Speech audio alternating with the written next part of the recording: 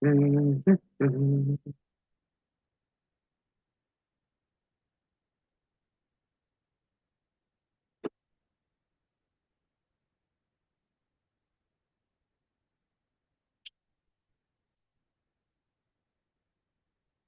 we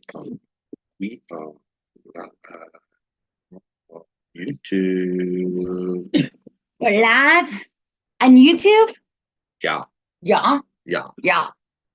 Oh, what is up, microphone? Hello, microphone. Hello. Microphone. Microphone. I just realized I was all the way over there. Woo! Tired. October 15th, 2024. Halfway through spooky season. We are waiting on the infamous Paula and Gavin Kelly to join us. Yep. So, welcome to Old World Paranormal Podcast pregame show. Hang out, get ready. Go get your drinks, popcorn, snacks, ice cream, whatever you want. Get your comfy clothes on. Comfy clothes on. Go to the bathroom. Never want to go to the bathroom. You don't want to miss a single second of this. What is your problem? We just got off of a fantastic weekend at Wildwood Sanitarium in Salamanca, New York. It's another sold out event. It was fun. We hung out with Zach and Brooke Pretzel and the Wildwood crew and John Griffin himself. It was fun. It was fun. Brought up a childhood buddy of mine who's starting to get into the paranormal a little bit. He had fun as well, and hopefully the guests Saturday night had fun too. We will be back in about a week and a half, the 26th, back at Wildwood for another event. This one will just be Bree and I hosting it. Yep. It's a sold out event, and yeah, unfortunately, it's sold out. You were too lackadaisical to get off your butt and buy a ticket. But they might be somebody who bought a ticket. Or if you bought a ticket, I'll see you there. They could have bought a ticket. You never know. Oh.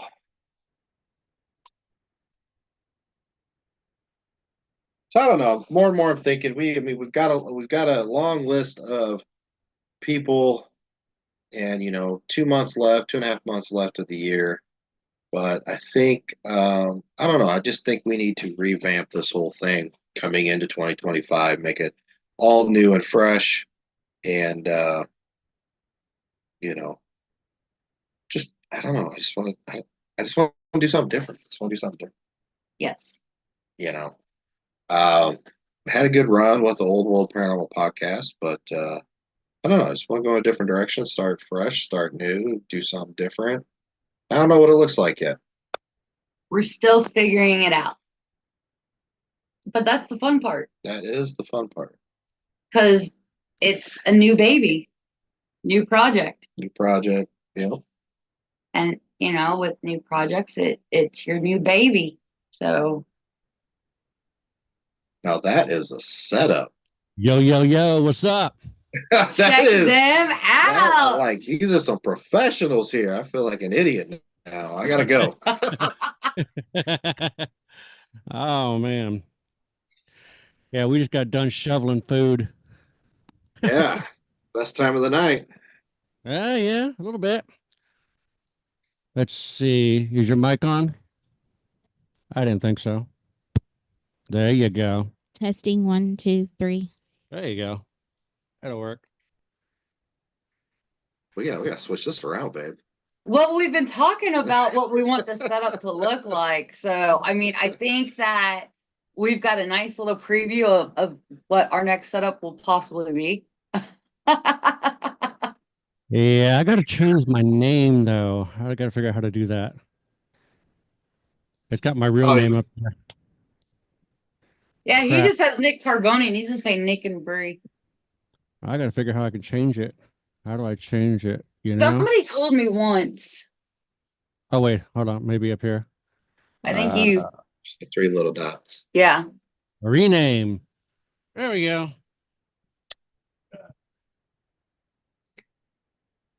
That didn't work. Trying to click on it. What's going on? Oh, there it goes. Okay. There we go.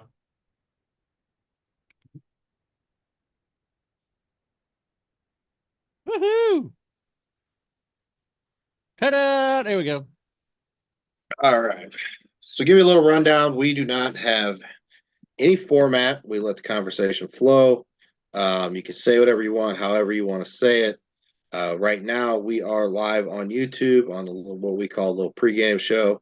So if you do want to follow along on YouTube, you can get on the Old World Paranormal Society page and follow it, and you will be able to see the chat there. If not, I actually just record this for regular podcasts, Spotify, Apple, Amazon, iHeart, all that stuff. Yeah. Okay. And you're gonna see on my phone. I do a lot of the moderating on the YouTube channel, so and sharing it out to different platforms. Okay. Well, let me see if I can pull up YouTube. Got it. It was intense YouTube, tense nose picking. Oh God. I share it all. Yeah, so we got about 3 minutes, and then we'll hit the record button, and we'll have some fun and see if we get kicked off on YouTube. Canceled at least 3 times an episode. Well, hell, I don't know. I mean, you got me on it, so we might get kicked off in the first 5 minutes. Awesome. Hell yeah. Oh boy. Okay, what am I looking what am I looking at on YouTube? It's old as in OLDE, world as the world, paranormal as in ghosties, and society as in fucked up people. We are strange and unusual. Is it the podcast one or just the society? Just society. It's on YouTube. Well, I know that. Okay, there you are. Oh crap, we're live. There you are. Quiet, please. Filming right now. We got What is Sean that? on here. Oh man, I gotta sign in the chat. Oh crap. Like I even know my own password. I don't think I know my own password. I've been hacked so many times, it's unreal. We got Bump in the Night Society and Debunk in the house right now. Are you picking stuff? Yeah, I don't know why. It's driving me nuts. What are you picking this time? Dirt for my nail. Now we're home. I've got nail brushes. He wanted to clean his nails when we were at Wildwood, and I didn't have my full nail kit. And I was like, my bad. It's not because I'm a prissy princess. I just lay flooring all day. Who's a prissy princess? Okay, maybe I am.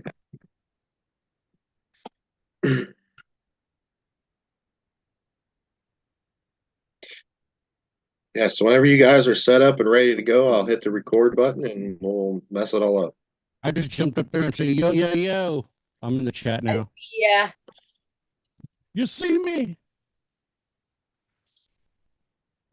Okay.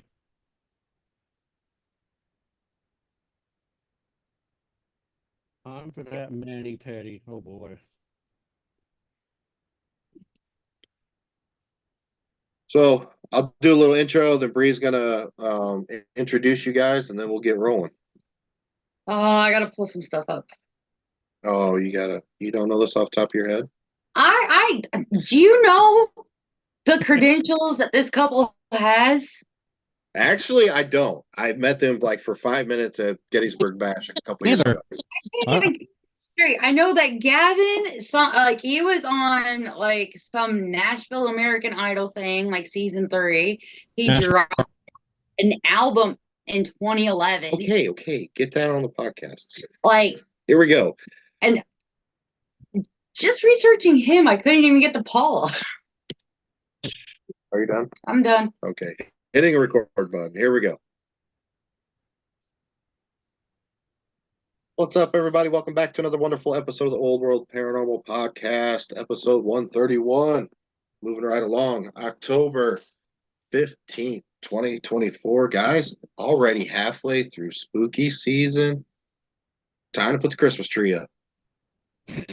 That's a tough conversation for some people, but just do it. You might as well just do it. You know you want to do it. Put a couple pumpkins on it. It'll be okay. Just put it up. But yeah, Bree and I coming back for another wonderful weekend at Wildwood Sanitarium. He had a sold out public event Saturday night. It was amazing. So it was almost a turn and burn. We got in late Friday night and just kind of lounged around all day inside Wildwood. What more would you want? To just be able to just relax and lounge around a very haunted location. So that was fun. And then we did the public event and then got up and drove home and relaxed the rest of the night. And now it's already podcast time, and we have two amazing people on tonight. Oh my gosh! In honesty, like I fangirl over this couple, and I have been very lucky to become friends with one of them.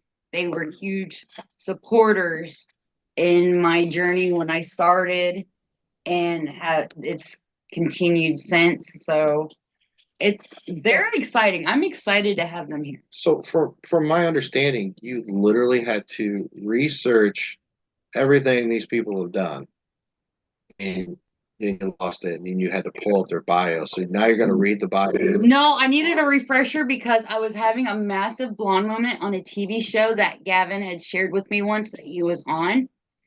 So these people are not just paranormal investigators? Well, okay, so Gavin is actually from Southern California, so he actually got his start in like Hollywood. Okay, so who's this Gavin guy?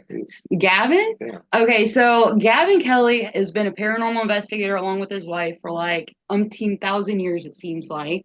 You guys are that old? How was Jesus? Was he legit? Before dinosaurs. Hey, dinosaurs say hi. Well, no, I mean, but they're like one of the OG couples that's like legitimate in the field. You know, they're not one of those turn and burns and screaming demon every time somebody farts. All right. So, I mean, they collab on a lot of things. Paula is the researcher and the historian between the two. They both do the investigating part together. They're working on some really cool projects behind the scenes right now. I don't like to hear that. I like to hear the dish. Well, they've got all kinds of this, especially if you were to check out Gavin's book that he dropped last year. I believe it was last year. And he put a lot of like the claim to fame, the rising stars of TikTok and YouTube that have kind of tarnished, okay, not kind of, they really have fucked up the paranormal. Ooh, yes, definitely. For us, he puts them on blast in his book. That's a conversation I want to have. So I mean, but I'm not gonna lie, I've had a total. Okay, there we go. Yeah, did you know he was even on an episode of freaking Growing Pains? Bro, that's epic. Let's see, and then like the one movie with Jesus. Okay, Tim McGraw. Right, at this point, just introduce them. Okay, you guys, I am so excited to introduce this paranormal powerhouse couple. I mean, we had one last week, and we're following it up with another 1-2 punch with another paranormal powerhouse. I am tickled pink to introduce the beautiful Paula and, well, you're his better half, Gavin Kelly. Well, I'm glad she didn't call me beautiful. That wouldn't work. Wait, that was for your wife. Did that come up backwards? Did I say that backwards? It did. Oh my God. You called Gavin beautiful. No, okay. It has been one of those days. What is up, guys? Welcome to the podcast. And thank you for taking time out of your guys' busy schedule to talk to us, a couple knuckleheads. And man, did not know about this book. I'm very intrigued about this book. So, but first, I don't know. She dabbled in it a little bit, but who is Gavin and Paula Kelly? I'll let you start. You go ahead. Who are you? I'm Paula. No, really?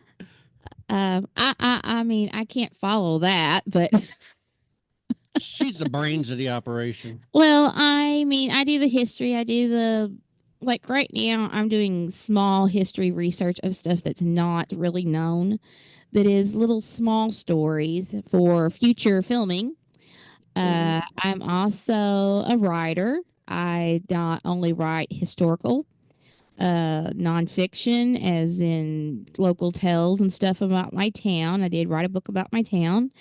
I am popular in my town because of that book.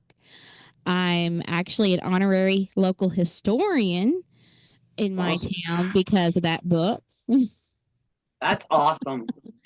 Yeah, because my book is considered a reference tool at our local library. And it's actually a local reference tool for our newspaper in Paducah. So That's an amazing accomplishment. You go, girl. Now I'm imagining this is a southern town.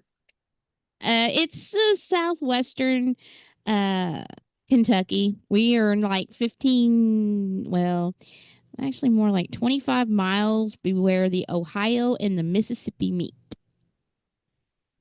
Okay. So that kind of gives you a little bit of dynamics of it. They actually call us Three River Town because we do have the Cumberland and the let's see, it's the Cumberland, the Clark, the Tennessee runs into the Ohio. From the Ohio, it runs into the Mississippi. So we are like a lakes community, western part of Kentucky. So Gotcha. What's the population of this small town? about 56,000. Oh, Yeah. okay. So it's not so small. Yeah. I'm Well, that- 56. You're not that old yet, Grandpa. Well, you know. Well, that's pretty impressive for you to do all that research and create that book, and now that is the staple and the go-to to learn the history of that town. Yes. And my book is always referenced every year on the newspaper when they want to do a story in Halloween time. Of course, I'm working on my second book that's fixing to get released in December. Right there. Yeah, it's right here. Nice. That is, I have spread out of my town to where I'm involving all of Western Kentucky, Awesome. including the Beast of LBL. What is that? The Beast of LBL. Well, it is. It's an arrow. It involves and Did you say it's an hour? What did you? It's an Or arrow. did you? Oh, he just howled. It almost sounded Yeah. like you said hour. No, the Beast of LBL is basically a beast that is, Werewolf. well, he's kind of between a werewolf and I guess you call Bigfoot. Because Bigfoot. with big huge fangs. He has been documented. There is a couple of cases on it to where people have blamed the deaths on this creature because there has been 2 killings at the land between the lakes. And the legend is this beast is the one that killed them. And we've actually went to one of the crime sites, and that's what I'm working on research for my next book is this one of the crime sites of about a family of 4 that was murdered in 1982. Wow. And it was a husband and his wife and their 2 children. And it's a gruesome story that I have researched, and that they found the little girl upside down, ripped in half, hanging from a tree. So yeah. So and the all the members of the family were dismembered, as in parts were laying everywhere. So I don't know if it was actually a serial killer that had traveled through and murdered them, but everybody is saying it's this beast because there is a howl and a growl that has been caught in LBL on by listening ears, by listening devices. There's actually people that will actually do the Beast of LBL weekend where they open up LBL to where anybody who wants to come in and film that weekend or try to chase down the beast that weekend, they actually have the whole Hunter's Weekend on the beast. Because it has become so important in this area. And there is a second killing, which I haven't really investigated in, that's in the lower half of the midsection of LBL. And they've actually blocked that whole road off to where you can't drive down there anymore. So if you have to park close to the main trace road. And it's about a 1.5 mile hike to get back there to where it happened at. So, and that's now a closed off campground. Wow. So they can't even go back there. You can't even camp back there anymore. So that means, you know, there is something seriously going on back there. But we're going to film back there. But we're going to film back there. And we're crazy. Yeah. Because the military got involved in this and they built bunkers to try to catch this thing. Wow. Yes. So would you say this is almost like the Mothman of Point Pleasant in a way, considering how the military was involved with that as well? That I don't know. I mean, because like I said, there is some like a lot of questions about this for this to be only a legend, and there is so much in depth of they built this, they built this, they built this, and then there's like you have this whole weekend of 200 to 300 people walking the forest, and if you look up LBL is a pretty good size piece of land. You're looking at over 5,000 acres. Wow. So like about 200 or 300 people come out there in one weekend scouring the whole weekend of 5,000 acres of trying to find this thing. And I met a team this past weekend when we were at the Graves County Paracon who are on a mission to find his cave, because it kind of find out there is a cave up there, which I didn't know about, that is supposed to have his what they call nesting. So I'm over here, is this thing a female or a male? It's got babies? We don't know. All I know is I've heard there's a nesting cave. That's all I know. What consists of that nesting cave? It was the first I've heard about. And this guy has marked it down. He's waiting till wintertime so that the snakes go to sleep, you know, because it is in close, deep waterways. So you don't want to run into any water moccasins and stuff like that. Right. So he's waiting. You hear nesting equivalent like that.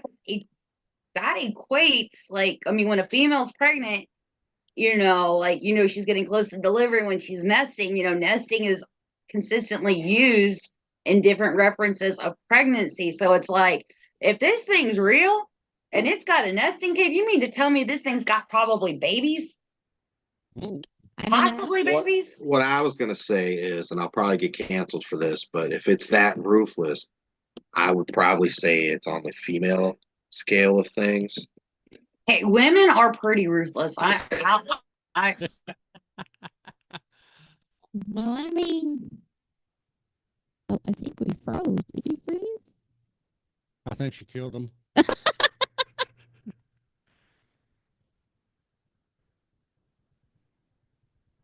it frozen? They're like, we don't know what to say now. We're just like, one of us froze. Well, no, it's funny. You guys froze, and she goes, "What happened?" I said, "I think she killed him." So, did you hear what I said? No, it froze. I said, I was rebuttaling to what she said. I said, well, I was going to go, if it was that ruthless of a monster, I would probably say it's a female. Oh, yeah, we got that because I said you froze, and then we figured she killed you. Oh, I actually said women are that ruthless. That's why I don't have a lot of female friends. And I'll straight up say it. That's women are evil. Yeah, and then all of a sudden you guys from a woman.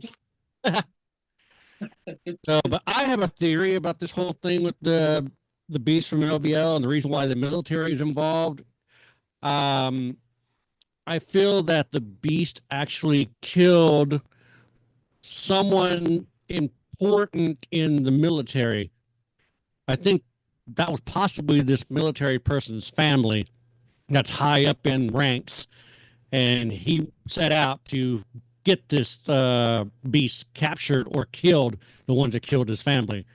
So that's the reason why the military got involved, because they built military grade bunkers out there, and we've seen them.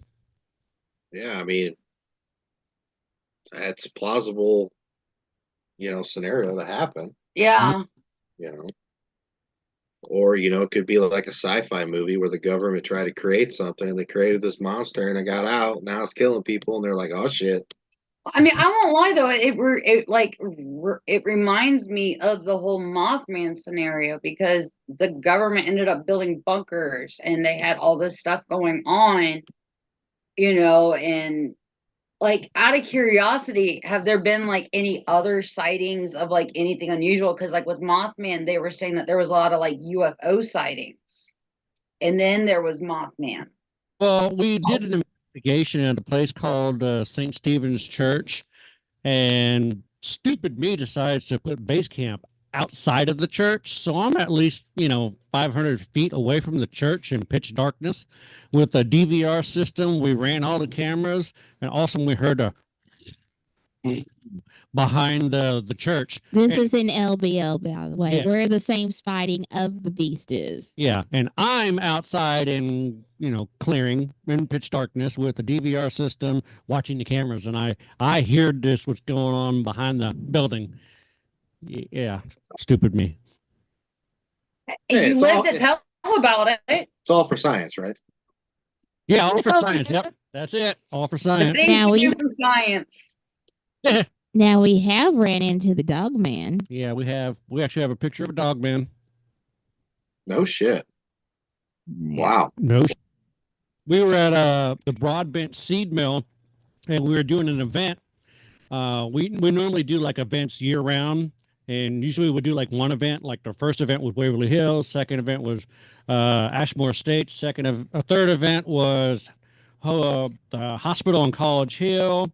So then the fourth, we were like, okay, we're going to do something crazy. We're going to do like 3 events in 1 year. I was like, you got to be out of your mind. But anyway, we did the Broadbent Seed Mill. We did the Masonic Lodge in Keithsburg, Illinois. What was the third one? Oh, we did Chastain House. Yeah, the Chastain House. So, we were over at the Broadbent Seed Mill, and we had a team up on the second floor with us, and we had devices going off left and right. I mean, we're in pitch darkness. We just have some of our devices that lit up. Those are the only light we had off the devices. And she heard something coming from way down the other side in the darkness, so she decided to take a picture. And when she did, she's like, oh my God. But prior to that, one of our teams used a Phasma box. I don't know if you're familiar with that, by Extreme Senses. Yeah. When she was running her Phasma box, it came up and said like that, and we were like, oh shit, cool. And then all of a sudden later on, she took a picture, and we got the Wolfman. Wow. That's awesome. They're just like, oh my God, is that real? I'm like, unfortunately. That's amazing. That is absolutely amazing. Well, you got to think all legends come from truth. You ain't gonna be able to Somehow, somewhere, it's rooted in truth. not gonna be able to show it on camera. I was going to try to send it to him. Oh, you can send it to them, but you can't show it. You're not gonna be able to see it. She's gonna try to send it to you. Okay. Try to find it first. Oh my God, you and your thousands and thousands and thousands of pictures on your phone. Yeah, I know. Jesus. So, I'm not really sure like how long you guys have been together. Is the paranormal something that you guys have always been interested and brought you two together, or what's the story with that? We've been involved in the paranormal since 2012. Okay. And we're still in it. Even when it's gone to shit, we're still in it. Because I always find the cool stories. Yeah. She's still looking. Yes, I am. I don't even know where I'm at. On Nick this can tell you my phone is just as bad. Okay, we got to May. What? Okay. All the pictures on my phone. Oh, yeah, you're always snapping pictures. So tell us about this book, Gavin. This the The one where you drop the ish on all the YouTubers. Let's hear about this. Well, I mean, Bree will tell you. I've been seeing a lot of things going on. I would get on my soapbox and I'd start preaching on Facebook, and you would have these people say, "Oh, you need to stay in your own lane. Just leave them alone. Let them do what they want. They're not hurting you. Just be you. Just do you." Finally, I just said, "You know what? I'm tired of this shit."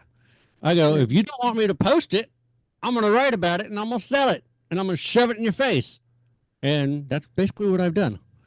But yeah, it all my research, the paranormal was beautiful. It was flourishing. People were out there having a great time investigating, sharing evidence, helping one another. It was not cutthroat. There was no challenges. There was no competing until 2018, when a shit ton of YouTubers saw the paranormal was a cash grab. I read his lips. He said, "Oh shit." I'm showing him the picture. Yeah, I read his lips. He said, "Oh shit." Yeah. Great capture, guys. Holy That's cow. amazing. So, I mean, there's so many of them that came over and destroyed the field. I mean, one of them, well, actually, two of them just bought a haunted location. Yeah.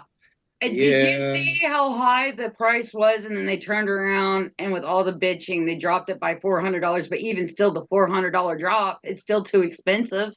Yeah, but who wants to go?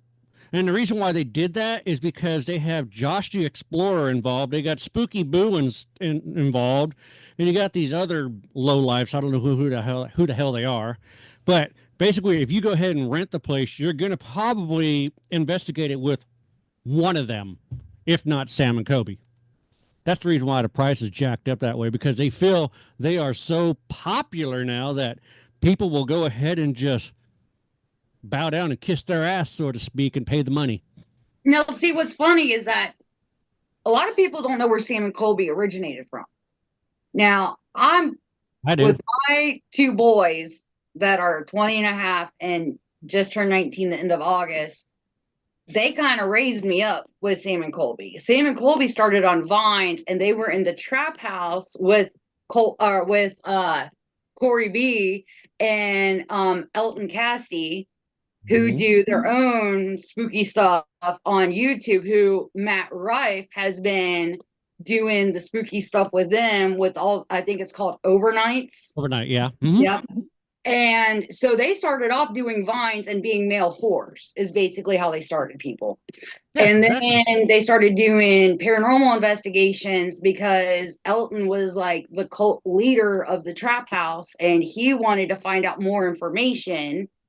There was a disagreement, and so all the guys went poof.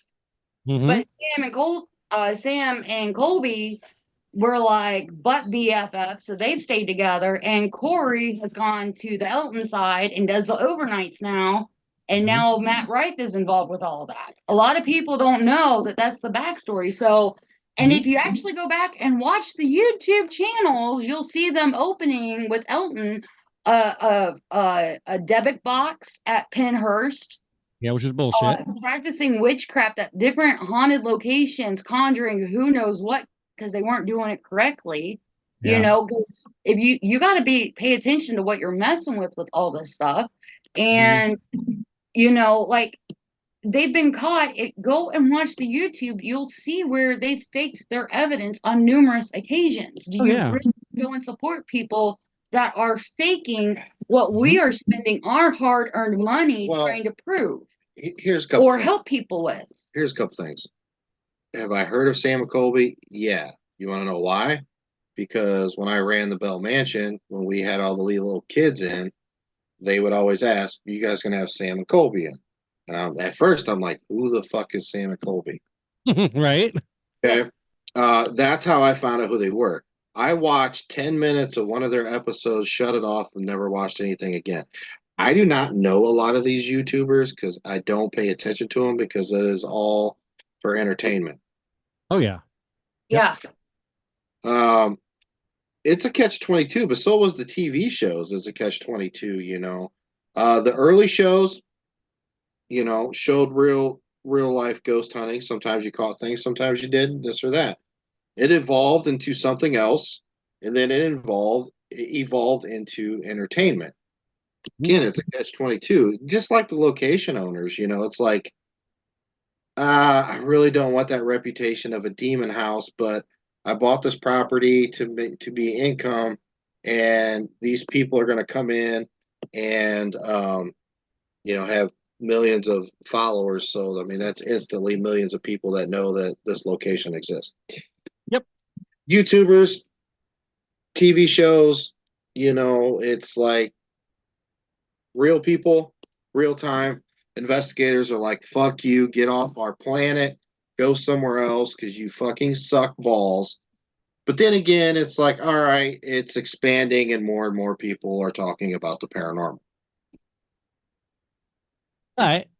On the same aspect, you got all these idiots that are expanding, bringing all these other idiots out of the woodwork, following them instead of the OGs and the pioneers that actually been doing this shit for years.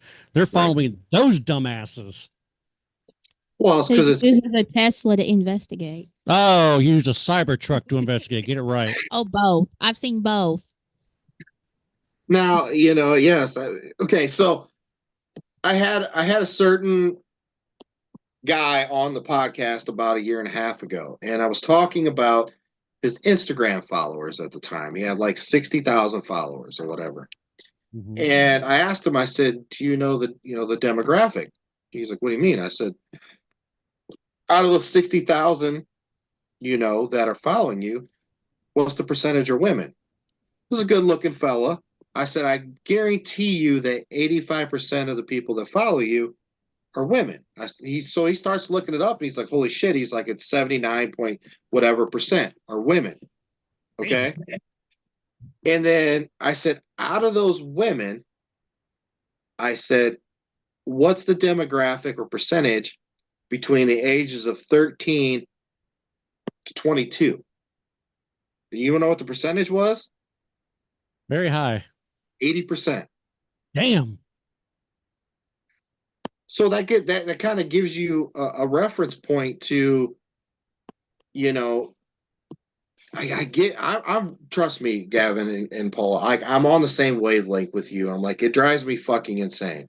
You know, we made spoof videos about llamas over the weekend because certain YouTubers and TikTokers, but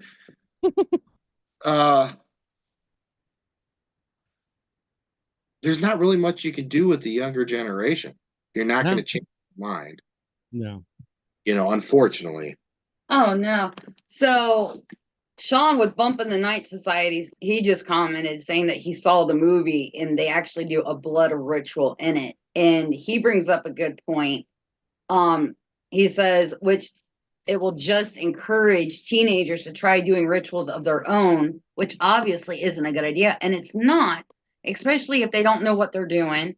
I mean, this is where we're going to end up with kids that are, okay, let's go back to 2013 with Wisconsin. Do we really want another Slenderman case on our hands? No. You know, I mean, two girls justified trying to murder their other friend. Damn. They done froze.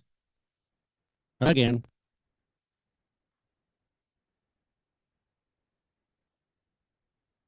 We froze.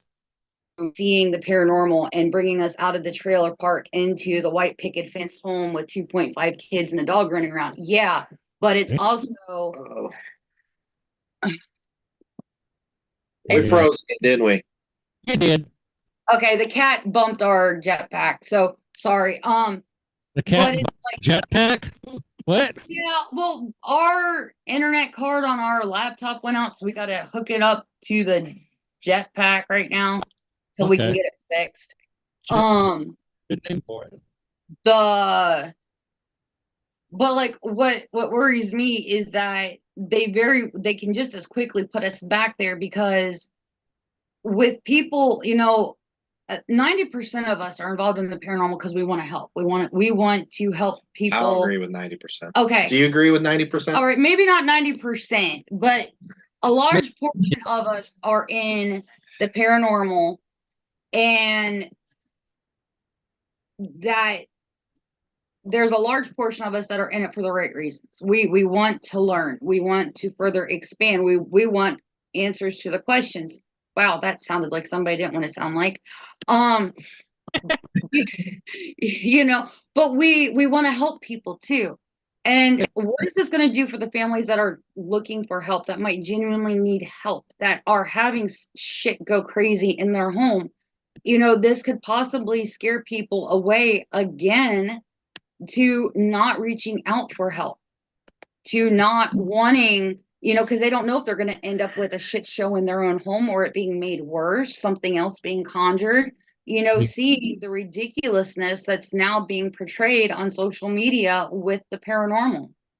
And then what's the chances of you get a complete total dickwad that follows in the footsteps of Josh the Explorer, or maybe Sam and Kobe, or Kalani, or Twin Paranormal? I could just name them all. And they decide to try to help someone in a residential, not knowing their asses from a hole in the wall. They can actually cause more damage to the residential house because they don't know what the hell they're doing. Residential cases, guys, you know, this is something other. This, guys, I'm just telling you, like, there's a couple guys that I know that are on TikTok, and they had just put something out about we're going to start doing residential cases, and I'm like, oh my fucking god. Oh my god, like, you have no idea what you're doing. Yeah, but the other thing is, when they do a residential, these dumb shits go ahead and put it on live. Like, the residential people want to have their homes show up on a freaking Facebook or a TikTok or a YouTube live. Seriously? They're only doing that so they can get clicks and subs and try to engage their viewers and maybe get more viewers, even at the same time putting that residential family in harm's way. I can name a few shows that did that too. Yeah, I know. Ghost Adventures is one of them. Yeah, that one episode ticks me off. One? Shit, they've done a whole bunch of them. That's the one about the one, that one in particular just drove me nuts. No, I fully agree. Go ahead. Oh, I'm sorry. No, like, you'll see them at these places, and they're showing like outdoor footage for like their clickbait video, you know, their 15 to 30-second clickbait video, and there's the mailbox with the address on it, or there's a street sign, and it's like, okay. And you know, with the world that we live in, you don't know. It's one thing for me to give somebody my address. I don't necessarily want it broadcast out there. I mean, Nick and I, our address is well known. Our phone numbers are well known. It's part of, you know, being in the public eye. But it doesn't necessarily mean I need to put it on a post or have somebody put it on a video. You know, it's not like it's a haunted location that you can pay to play at. You know, it's an actual residence. And then you see these people and they're making a mockery, you know, like, oh my God, did you see that? It's got to be a demon. And they base it on their belief system. And now you've got a family potentially with children that is terrified, and the kids are terrified, thinking that they've now got a demon in their home. You know, we recently went to an event in Virginia. A good friend of ours, Father Kenneth Torres, he was talking about how a family that they worked with, a medium who supposedly scored 100 on her test because she went through a school. You know, she told the family, this kid that was in this family, that he had all these demons chasing him, and they reached out to help the family. The family said they'd be back in touch. The family never reached back out. They reached back, you know, they reached out again to the family just to touch base, make sure everything was okay. And come to find out, this poor kid had unalived himself. And in the letter he left, it was because he was told he had all these demons. And it's like, you know, there's real life on the line. You can't just do all of this just for shits and giggles and llamas and making money. Real life is involved with this. Okay, I gotta say, there's a damn school for you to become a medium. Yeah, Hogwarts, man. Okay, that's to be a wizard. No, but seriously, you Potato. got 100 on her test. You really? Is this one of those little certificate things where you can just go online and I could be a demonologist by just taking a few quizzes, and then I can print up Yeah, the. yeah. You, Ooh, well, you got to take have to, Jeremy Leonard's course. That's $25, right? Yeah. Yeah. You Well, get no, this. I'd rather take Bishop James Long's class. Oh, come So, on. You want to do the ink block test with a little strainer on top of your head so you can get electrocuted every time you say an answer wrong. Okay, now we're going to Ghostbusters. Well, it's kind of the same concept. You take the cards and you have a 50-50 chance to get the card right. Yeah. It's a wavy line. Not your yeah. lucky day. Wasn't it 4 different cards though? Yeah. Yeah. Yeah. You had So, a yeah. star, a circle, a wavy line, a diamond. Circle. Yeah. 25%. But technically speaking, those cards are actually used in the psychological field, and there's actually 32 cards in that deck. Mm-hmm. And it's actually used in psychology. It's the same damn cards, just different variations. Yeah. But yeah, I'd love to get a deck of those just for the hell of it to go with my Ghostbuster collection. I have so much Ghostbuster shit. I'm surprised I'm not divorced. Is this true, Paula? Oh, God, yes. We have a whole wall in the garage from ceiling to floor. 4 shelves filled. I've got all the figures. Oh, I got Stay Puffs, but I got all the figures. I got the Plasma series, all 3 Plasma series. I have an open Plasma series. I've got closed Plasma series. I got the Ecto 1 and 2. I've got Stay Puffs. I've got the Funko Pops. And I broke down and was a Ghostbuster for you last year. Yeah, she did. We were Ghostbusters for Halloween. Full get up. Cosplay. But do you have stuff from the chick movie one? We have a little bit. I have the movie. You have the movie? Uh-huh. Oh, you're talking about the 2016? Yeah. Oh, I thought you were talking. No, then mine. I'll shut up now. Yeah, the female version. I have the X-rated version. You have the X-rated? What could possibly be in the X-rated one? It's called This Is Not Ghostbusters XXX. What the hell is that?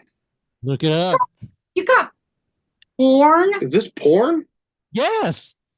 It's Ghostbuster porn. I kid you not. They're shooting their ectoplasma.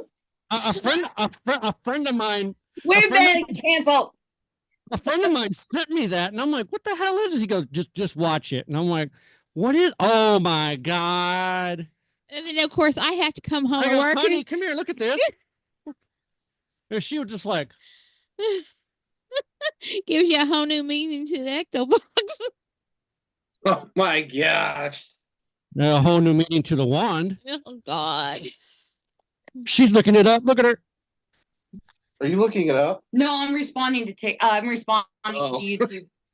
Oh, okay. Find a copy of. But yeah, no, I actually have the figures and stuff from 2016. I really don't care to talk about 2016 because A, it's not canon, and it doesn't belong in the franchise. Yeah. I mean, you got all the OGs and the regular stuff, and this shit's way out in left field. If you take all the special effects out, it's just a boring SNL skit. Yeah, I can agree with that.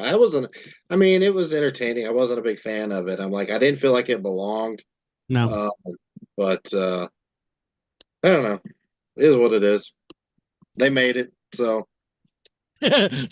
Someone said in the chat, so what were they busting? I got slimed. That has been said on there. Oh my God. Please tell me somebody's in a Stay Puft outfit. Yeah. They were busting balls. Busted balls. I don't even know where to go from here now. I don't know. Oh, we're canceled. Took longer than 5 minutes, Gavin. Come on. You could have just led with that 40 minutes ago, man. Oh, I know, right? Oh man, I'll have to send you the cover of it. So and then you're gonna be like, well, now I want to see it. Yeah. Curiosity kills the cat, man, right? Oh yeah, it killed the cat, all right. Oh, shit. More ways than one. You walked into that one. So yeah, it was interesting though. Okay, so get back on the rails here before we totally derail this. Oh, we already had a squirrel moment. We did? That poor squirrel got ran over by a train. It got trained. Yeah.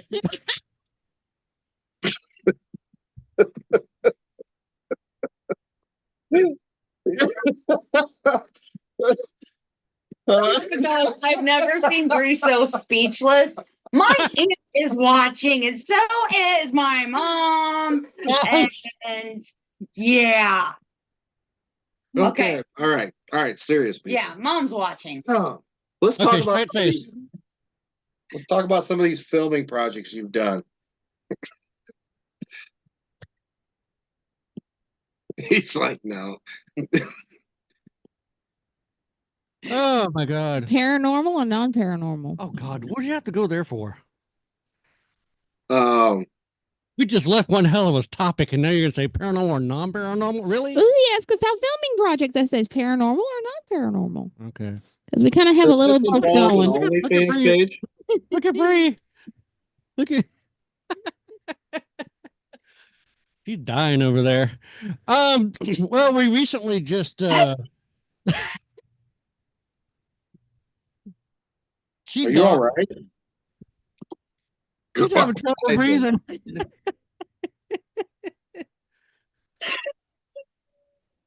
She's like, I can't breathe.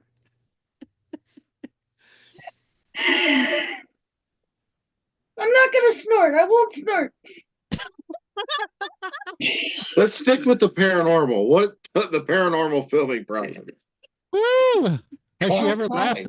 Has she ever laughed this hard in your 136 episodes? Yeah.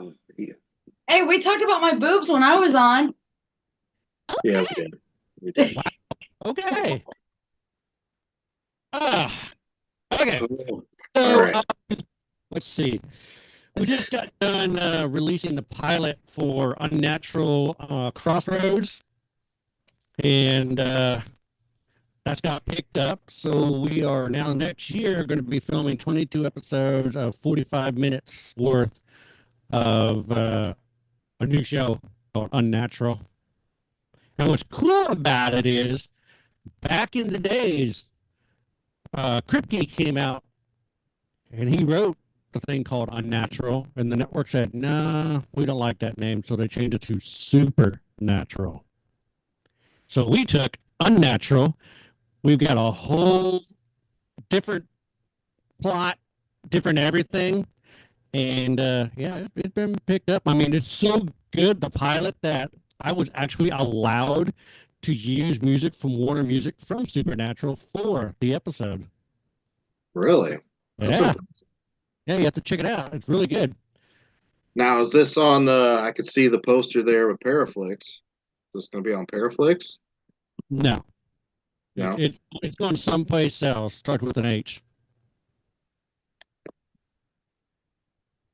Coolio. Yeah, but just keep it that way. So, yeah, I know we got a bunch of other stuff coming up. I mean, we're going to be shooting a short film in November, which is going to be my graduation film. Now, just think, this Unnatural Crossroads was actually an assignment for school, and it got so much notoriety and clout that it got spread around the campus of Full Sail University. It's on their main page. I just wish I would have put it to a film festival. I forgot to do that. They just started doing it with all these different things. So after that got picked up, and we got, like, how many scripts we got? 12 scripts already written so far for that. Yeah. It's really good. You picture me, I am the counterpart of Dean Winchester, and she is the counterpart of Mary Winchester. And we do have a crossroad demon. It's similar to Crowley, but his name's not Crowley. We got an angel. We have demons. We've got monsters. We got vampires. We got ghosts. Got it all. So this is relatively close to the TV show. So there's a storyline. Yeah. In the whole 9 yards. This isn't like your prototypical paranormal episode or show where it's just investigating and we actually do have investigating in it. Like for the first couple scripts we did, we don't even have a weapon. We basically go and figure out why that spirit is there, and we try to make them pass on or give them something to pass on. Is that what it is that we do? I know we did one where, like with the doctor in the hospital, we had to find his body, we had to burn it. That's the same. But then there was one, like the seed mill, we had the old phonograph that the spirit liked, because he was back in the days of the Australian POW camp. And then he loved to conduct music, and he loved music. Once we came up with the old phonograph, it's like gone. It's like we took care of it. So it's kind of cool like that. We don't have to like go in there with guns blazing and chop people's heads off. We actually try to make spirits move on in the episodes, which I think is cool. Now, is this something just completely different from what you guys normally done, or? I'd say it's different, don't you? Yeah, it's different. Yeah, it's way different. Because you're going in with the investigative standpoint. Basically, it'll start with a teaser, like the Crossroads did. You'll see what happens at the hotel. I'm not giving it away, but you'll see what happens at the hotel. And the next thing you know, you see us drive up, and we're going there to investigate why these people are disappearing. They show up at the hotel, and they never leave. We got to figure out why. And, of course, we figure out why, and then we help resolve the situation. Now, do you guys have this own in-house production crew, or do you guys hire a production crew? Do you edit the whole thing yourself? I mean, yeah, we have our own production company. Yep. In the Shadows Entertainment Group is our production company since 2015. Yep. Yeah. So we do it all. We have all the gear, all the lighting, cameras. You didn't say that in the intro. But now I told you their credentials, like, there's a lot. Yeah, we've actually I couldn't even figure out what I could tag on Facebook. We actually added a lot more to In the Shadows Entertainment Group. That is the main name, and it's like the umbrella. Underneath that, we have ITSEG Films, which is short for In the Shadows Entertainment Group, but we call it ITSEG Films. We also have a recording studio called DPS Recording Studio. We just started our own music publishing company called Sunset Ridge Publishing. And in the wings, we do have a record label that's going to be coming out called Starburst Records. So we got a lot going on. And it's all underneath the umbrella of In the Shadows Entertainment Group. Plus photography. Oh, yeah. Photography. Getting her into that stuff. I've already had a few clients. I've done weddings. I've done school projects and stuff like that. You got a school project coming up. Yep. In November. Actually, next week. Oh, damn, that's right. Now, is this your guys' full-time gig? Do you guys have jobs as well, or? Jobs. We have jobs. You have to have something to fall back on because, this endeavor is not really the thing to keep you up afloat financially. So you better have something in the background. Yeah. So how the She's hell a do you find time to school do teacher. all this? Well, she's a school teacher, Yep. and I'm an IT director. What do you want? Oh, You came unprepared? I forgot. I thought I had enough in this, and I drank it all. She drank all her vodka. I was about to say that. Y'all are screwed. I like. So Well, pretty much, I got my Bonnie and Clyde glass here, but nothing's in it. see, you guys pretty much, you come home and like it's just off to the second job, and then you try to sleep in between. Well, lately it's go to work, come home, and do schoolwork. Because for the past 2 years, that's basically what it's been like.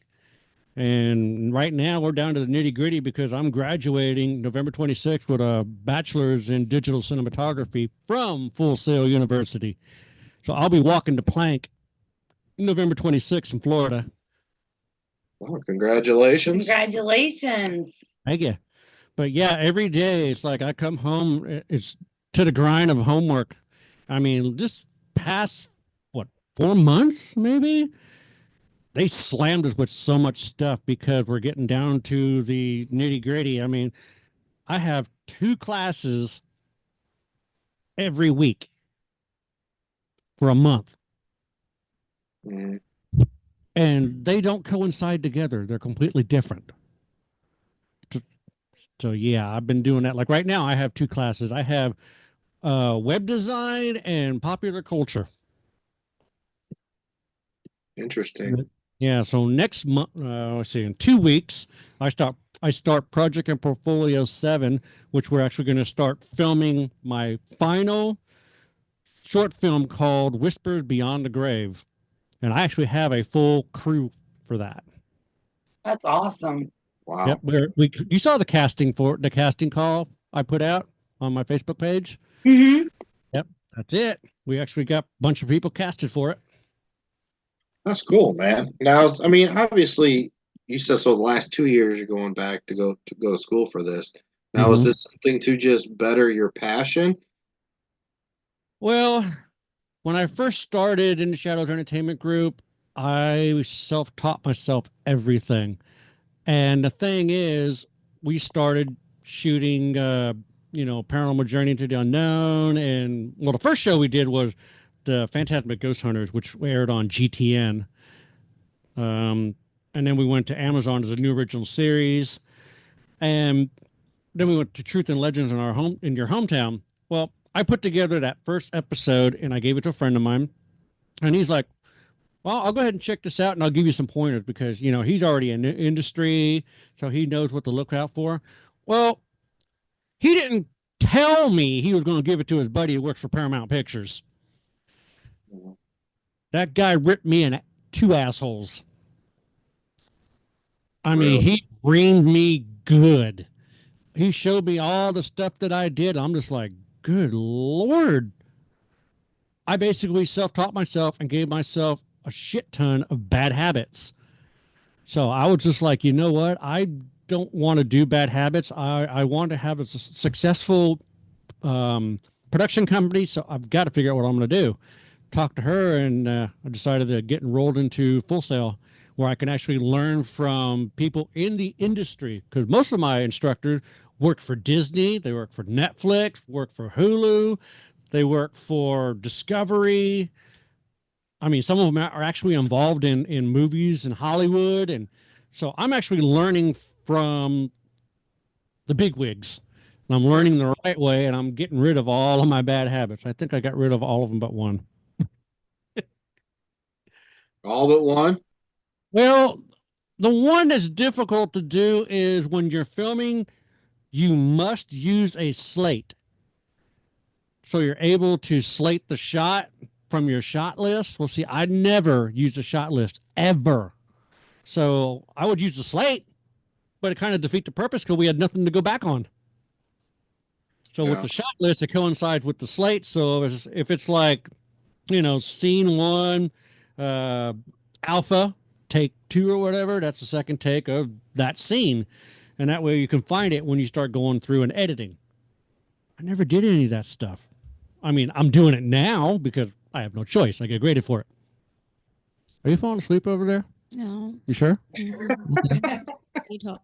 Oh, I talk a lot, don't I? Yeah, you do. I get it from you. Uh-huh. Mm-hmm. Uh-uh. Yeah, uh-huh. I would say something, but I'm gonna be nice. Ooh, let it rip. You're worse than a woman. I don't talk that friggin' much. Even in my classroom, I don't talk that friggin' much. Oh, bullshit. What grade do you teach? Preschool. High school. Preschool. No, preschool. Oof. Yeah. She deals with the ones that eat paste. No, they do not. Yeah, they do. No, they don't. Eat paste, eat crayons, shit colors. No, they don't. Oh. So what's your objective to take this all of this? I mean, are you wanting to do full length movies? Well, right now we're currently working on a piece of property that has how many buildings? 13? Yes. 13 buildings on it, and we're going to turn it into a full-fledged film studio that's going to be in the heart of Paducah, and we're basically going to be giving back to the community, have a lot of people in the community come out and build the facades, watch, construction, build the sound stages. Then we're going to open it up for studios to come in and start filming. If they want to film their own TV show or a movie, we'll have all of that, and we'll be the first ever film studio in Paducah. And then we're going to open it up to the colleges to where students that want to come in hand locally that want to know more about cinematography and filming and maybe have contracts with their local instructors about them coming and, advancing their knowledge. Yeah, she had nerve to ask me last night. It's like, when you get your bachelor's degree, she goes, you could be a cinematography teacher at the college. I'm like, where do I have time to do that? Jesus. I mean, fuck, you don't have enough. You might as well. Yeah, no. You got to rattle off 50 things you guys are involved in. What's 51? Well, hell, I'm also going to be a director of photography next year for a movie called Blood Moon Massacre. I'm going to be a director for a film called Blood Games, where I'm actually an actor in it. I play a detective. I'm going to be a DP for the short film that's turning into a movie called Mute by Stephen King. What else am I doing? We're going to be shooting. I'm a director for Among the Shadows, it's going to be a paranormal thriller. That's going to be filmed next year. We got Petals that's going to be filmed next year. Did I forget anything? I don't remember off the top of my head. There's just so much. Besides working on season 3 of Truth and Legends in your hometown. Yeah, we have a team that we're filming each month. Like, 6 teams in 6 months? Yep. We're starting in May. We'll have May, June, July, August, and then September, and then we'll have to finish it up in November because October's always busy for us. Yeah, no shit. We're always booked big time in October. Every single weekend in October, we are gone. I think most paranormal investigators are. Yeah, but we're at conventions. We've been conventioning every weekend except for this first weekend in this month. Exciting. Yeah. I'm getting burnt out on conventions. I'm not going to lie to you. I got the covers I showed you the pictures of. $10. And she got hers with her second one. It's going to be coming out in December. And then I got this one I'm gonna be releasing sometime next year. Filming normal. Yeah, funny. I had one come out in July. Bree helped me finish it, and it was a daunting task, to say the least. the editing on that. Did you break out the red pen on them? Well, it was supposed to have been edited by somebody else, and Oh, I see Slimer. it was Here's mine. done with AI, so it wasn't correct.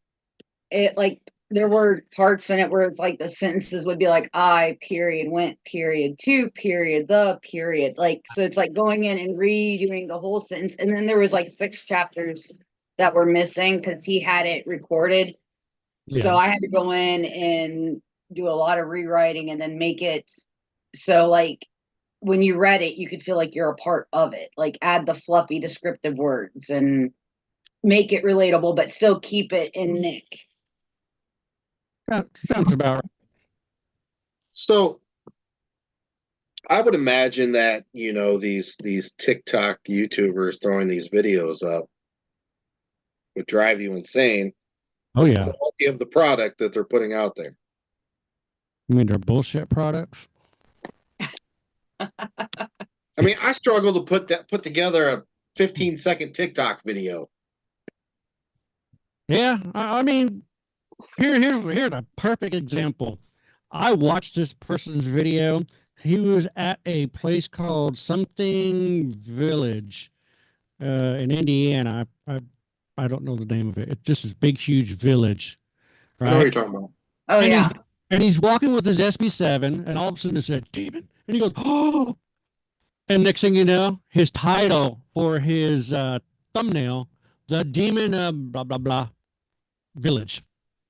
Really? Just because it said that on your SB7, that's your validation that there's a demon there? Seriously? Mm. Yeah. As if a spirit couldn't be saying that, like, because they're tired of being bothered or they know that you're just there and full of shit. So they're doing it to try to possibly scare you. Like, there's a location we love to go to, and the owner will even joke around with you and say they love to fuck with you, and they call me Satan. And he's even got like a video recorded where like it's coming through an SB7 and it says Satan, he's coming. Who? And they go, well, who's coming? And they go, and the voice comes across and says Satan. And they were like, no, it's not Satan. And they were like, yeah, look, there he is. And he walked right around the corner. Like the spirits there, like he considers them like his like they're close. Like he lives there. And it's like when you have a location, you become close to the spirits, you know, and you learn their personalities. And he tells people all the time, there's nothing demonic here. You know, yeah, we've got our transient spirits, locations have those, and then we've got our location spirits, and they will mess with you. If you hear Satan or demon, they are just trying to fuck with you. This used to be a school. They're teenagers. They're gonna fuck with you. Yeah. You know, and it's like people don't take that type of stuff into consideration, that, you know, maybe they've got a sense of humor. Maybe they're tired of being asked a gazillion questions of how did they die? What is your name? You know, and so they're throwing something out there to get you to shut up, you know, and a lot of people don't take that type of stuff into consideration. You know, I mean, it's no better. It's no different than when you go to a location that used to be a poor farm, or, you know, like an old folks home. And you got to think, I always tell people, you got to look at the history of your location. I know a lot of people like to go in blind because they want to see what they can get, but you still need to look at the history. After you get your evidence, look at the history, because some locations with poor farms, you know, they didn't really have a lot of asylums and stuff during certain locations. So if you had somebody that had, you know, poor mental facilities, they would drop them off at a poor farm. They could sign them off, you know. I mean, a poor farm, if a husband didn't like, you know, the color socks his wife was wearing for the day, he could drop her off at the poor farm and leave her. You know, like there's all kinds of different things that you hear. And that's where I tell people, like, when you go to a poor farm, if you get scratched, it doesn't mean that it's a demon that's scratching you. What if it's somebody with no, you know, like they were mute or they struggled with speech, and they're reaching out trying to get you, and you got scratched because they're trying to get your attention, and that's the only way that they knew how to get your attention, you know, in life, and they're carrying it over into death. Like, people take stuff and they run with it, and it's so frustrating when you see that, because it's like, look at where you're at and think beyond the little box that everybody wants you to be in, and take that box, throw it in the recycling bin, and start thinking for yourself. So this always bothered me, and I want your take on this. Uh-oh. Okay. When somebody's taking a picture and they're at their computer and they're like, "Oh, I got evidence review all weekend from the case that we did last weekend. Oh my God, the hours." I'm like, don't you mean footage review? Like you're reviewing your footage to get evidence. Yeah. That always drove me nuts. Like if you want to review just the evidence you guys collected, then what are your thoughts on that? Am I just crazy? No, I mean, just people just don't know exactly what it is that they're doing. I mean, mine is we always go ahead and look at the footage. That's what I call it. I consider photos footage too because, well, I mean, some of the stuff has been shot on the iPhone, so it's live. So it's actually video almost. Yeah. A couple seconds, it's like, yeah. So I do all that evidence stuff. review. Huh? It's not evidence review. It's your footage reviewing or review footage. I see what you're saying, but I actually call it evidence review because that's what I'm looking for. Like he's reviewing it for evidence. Yeah. Well, then word it that way. Well, here's the thing. When you go ahead and you're on location and something happens, you go ahead and write down exactly what time that hit and where. So all you gotta do is just go through the footage, skim on through. Up right here, boom, there it is. Evidence review.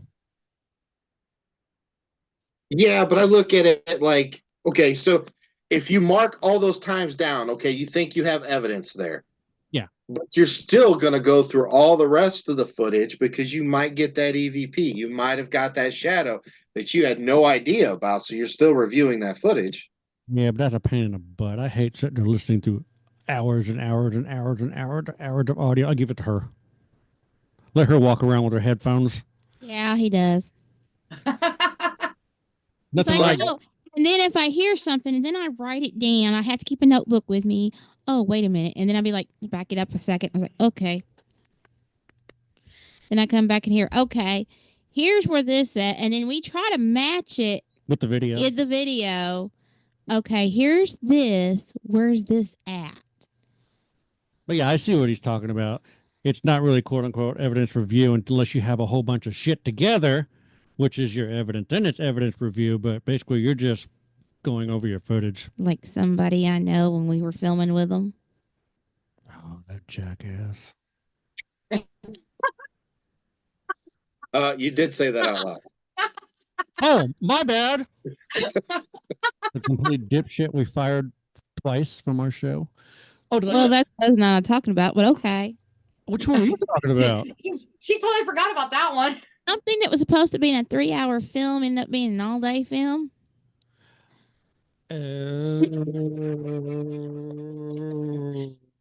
Sometimes you learn in the paranormal as you go. Oops. Yeah. Okay, I remember that one now. Yeah. Yeah, that one. I mean, because think about it. So let's say you're on location. You filmed for 6 hours. There's 8 cameras. 6 hours. I'm just giving you 6 hours. I just walk in to get evidence, bro. I'm just done. Lord, we're there from like noon until 9 in the morning the next day. Every location we go to. Okay, so that's a shit ton of hours. 12, 9, 21 hours. 21 hours. Pretty much, yeah. Okay, so let's say there's 8 cameras you're running. You got 20 plus hours on each camera.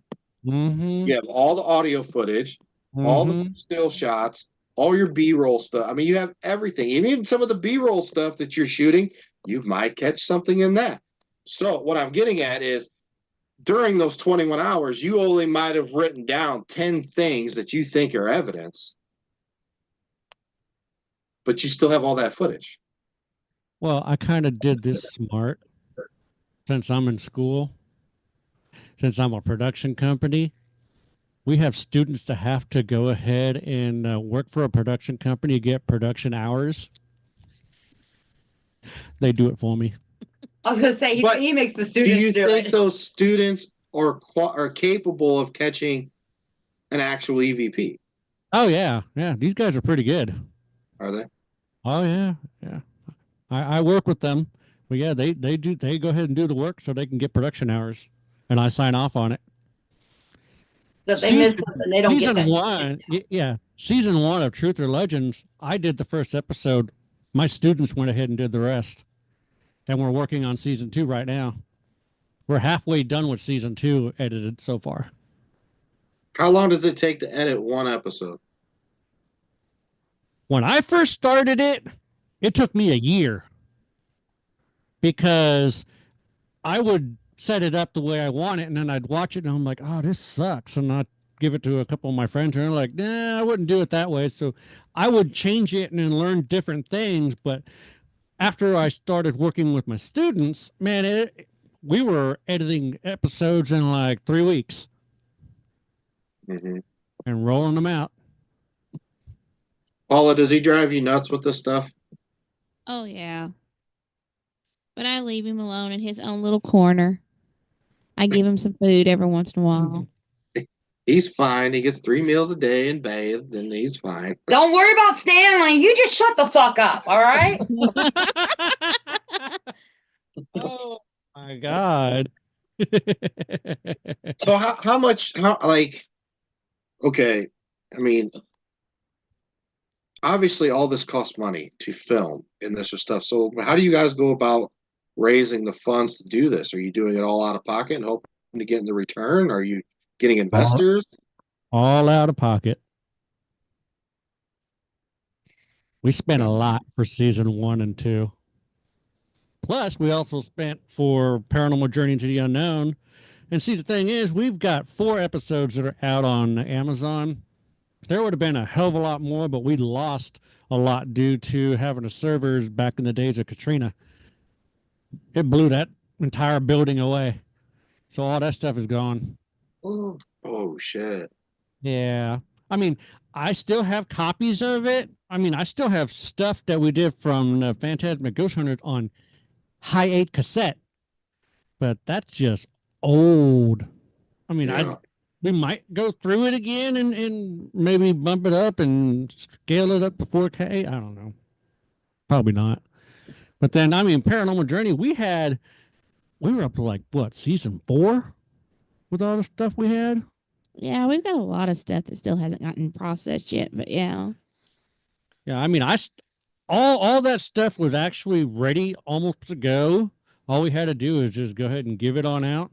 But no, that's all gone. So I mean, I still have all the original shit that's not even put together. Plus, we Yeah. also attacked by a bon sway. Yeah, Yeah. that fucker. I got What? I had an 8 terabyte hard drive, no, 16 terabyte hard drive get corrupted with the bonsoir ransomware. Really? They wanted $5,000 to free my drive. Man. Whoa. That was loaded with a lot of our stuff. Wow. So, Including our wedding. yeah, our wedding was on there. Dang. Yeah, so I was like, I'm not paying these fuckers $5,000 with a 50-50 chance they'll give me a key to decrypt.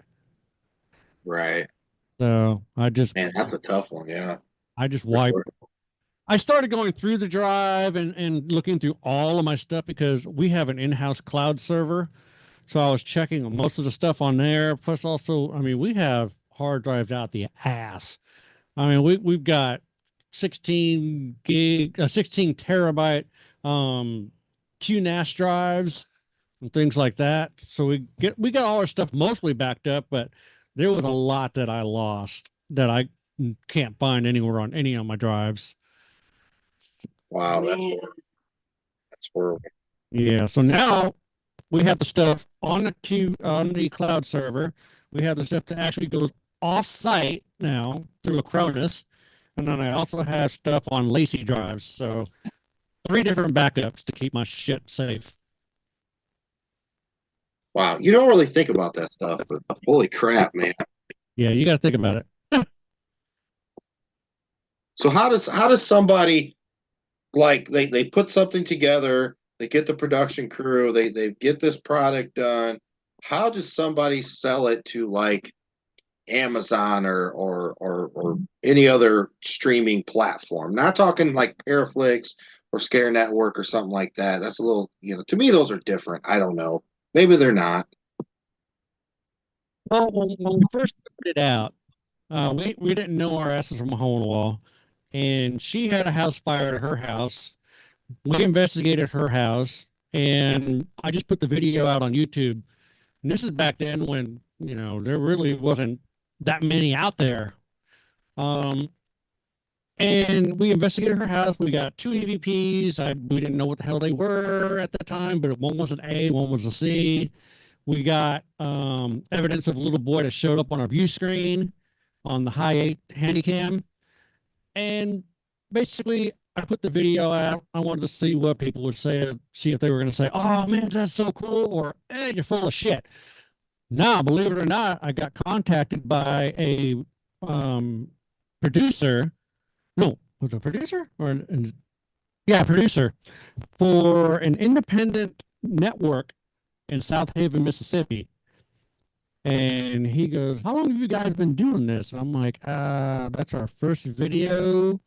He's like, "Well, I really enjoyed it because I've actually scoured the internet and I've seen teams that sit cross-legged. Are you here? Can you make a sound?" He goes, "You took that camera." He goes, "That's an old camera, by the way, but you took that camera and you're going room to room asking questions. It's like, you've done this before." I'm like, "No, we actually didn't know what the hell we were doing. I just took the camera and just, off I went." He goes, "Well, I want to sign you to my network." And I'm like, "Okay, what is that?" He goes, "Well, it's called GTN." I'm like, "Okay." He goes, "We have a lot of paranormal shows on here, and I want to add yours to it." I'm like, "Well, we don't have a show." He goes, "Well, that's what I want. I want you to give me some episodes." I asked Paula, I go, "Paula, you want to sign to a network?" And she's like, "Sure." No hesitation, no nothing. Sure. So we gave them 13 episodes. And then upon looking at their quarterly, we gave them 40,000 plus viewers to their network. And then I was contacted by an executive from from Amazon Studios.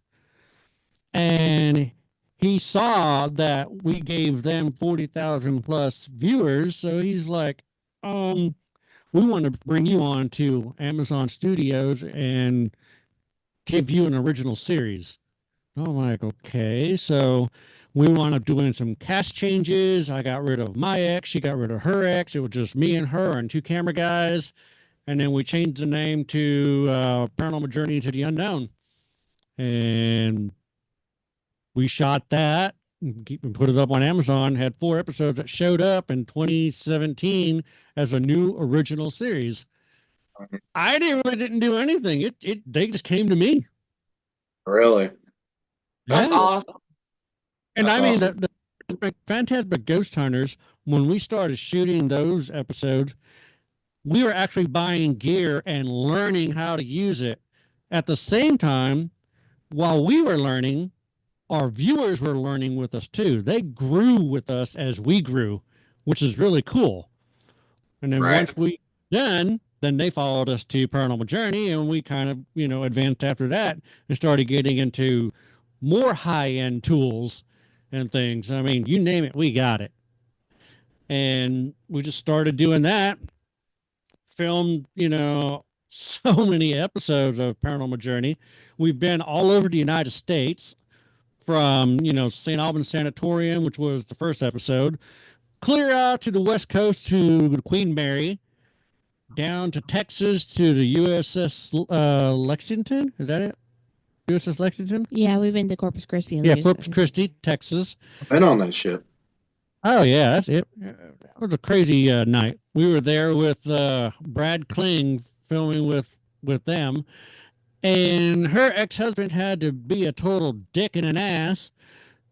Started calling up, getting her on the phone, making her stop what she was doing, fucking up our filming. Brad was like, "What's going on?" I'm like, "I have no idea." So I had to find out from her what's going on. Go tell Brad, and Brad's like, "Oh damn." So we had to cut our filming with them short because her dumbass ex-husband said your daughter was riding an ATV and crashed. She's dying. And she wound up calling frantically, going, "What happened to her? What happened to her?" He's like, "The cable's out. I don't have any internet." Yeah, he's that kind of person. But Shit. that's all right. Karma sucks because he's paying for karma now, so it's okay. But yeah, that kind of, yeah, it was bad. So we need to go back there again sometime and do another investigation, plus also make a trip to Yorktown because we've been invited there. That's awesome. That's awesome. I mean, kudos to you guys and all the hard work you guys are doing. Lots of hard work. Blood, sweat, and tears. Well, I mean, You know, and you guys, you're investing in yourself. You're like, hey, I want to push this up another notch. I'm going to go back to school. I want to I want to be better. And it takes, I don't know, a real person to look yourself in the mirror and be like, I need to better myself. Not just I'm the fucking man. I fuck this. I can do this and this and this and this. So kudos to you, and kudos to Paula for putting up with you. damn. you, I actually have a bunch of assholes out there sitting there saying that I'm buying my subs for YouTube. Little do these dickheads know that since I'm in school, my stuff is unlisted so people at school can watch it.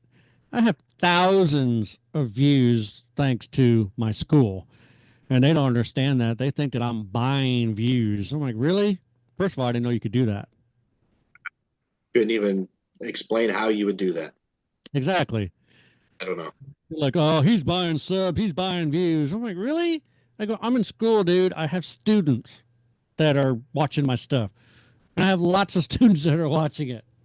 And they're all from all over around the world. Yeah. Yeah. you know, it just when somebody goes about it that way, that's a them problem, not a you problem. Oh, You yeah. know, you got to lean towards the jealousy aspect of it, and just whatever, dude. You want to better yourself and do the same thing and invest in yourself. Do what I'm doing. You know what I'm saying? Instead of Oh, bitching yeah. about what I'm doing, just worry about yourself. But Yeah. all right, guys, are you ready for the weirdest, craziest, most important three questions you'll ever be asked in your life? Look Oh, at Paula's face. sure. I'll have her answer them. Oh, lovely. You're welcome. So tell all our listeners in approximately 41 countries around the world, tell us Oh, my something interesting God. or weird fact that most people wouldn't know about you. Weird fact. Well, hell, I think I've already covered that talking about Ghostbuster porn. So, yeah, I'm straight on that deal. Yeah, I think Gavin covered it right there. What about Paula? Poor Bree couldn't even breathe. And we get to watch that video. I don't know. Weird fact. I don't know. You don't have a weird fact? You don't have a weird fetish? No, not really. I Ah. mean, the only thing I ever did, I mean, not really. I mean, I'm a boring person. I don't know. Oh my I God. did ask earlier. Talk about I deal with preschoolers every day. I don't know what else to say. Wheels on a bus go around and Oh, I don't even want to talk about that. My circle time is like 30 minutes every day. So I'm sorry. I circle mean, time. yeah, I have circle time in my classroom. Yeah, she takes the salt, puts it around into a circle. Do not. keeps the demons out from coming in the circle.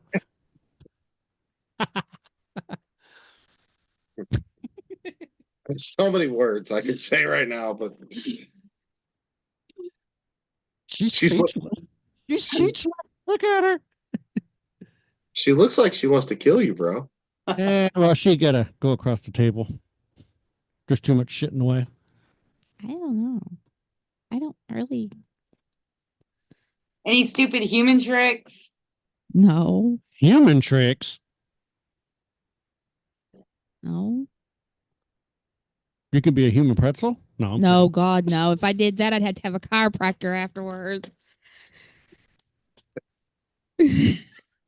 So you reference when I said earlier tonight, I said, let's talk about these videos you guys make. And you both said paranormal or non-paranormal. Yeah. Yeah. You're not talking like OnlyFans stuff, are you? No. You know, you could make money if you did videos on your feet. Oh, God, no.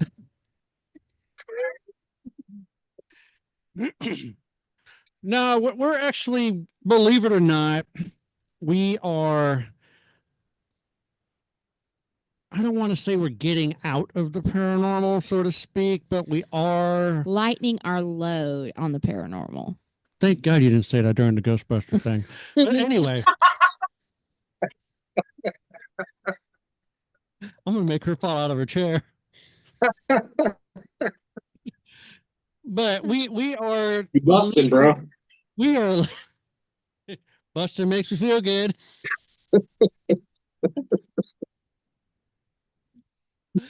But we're leaning toward the paranormal horror, paranormal thriller is where we're going.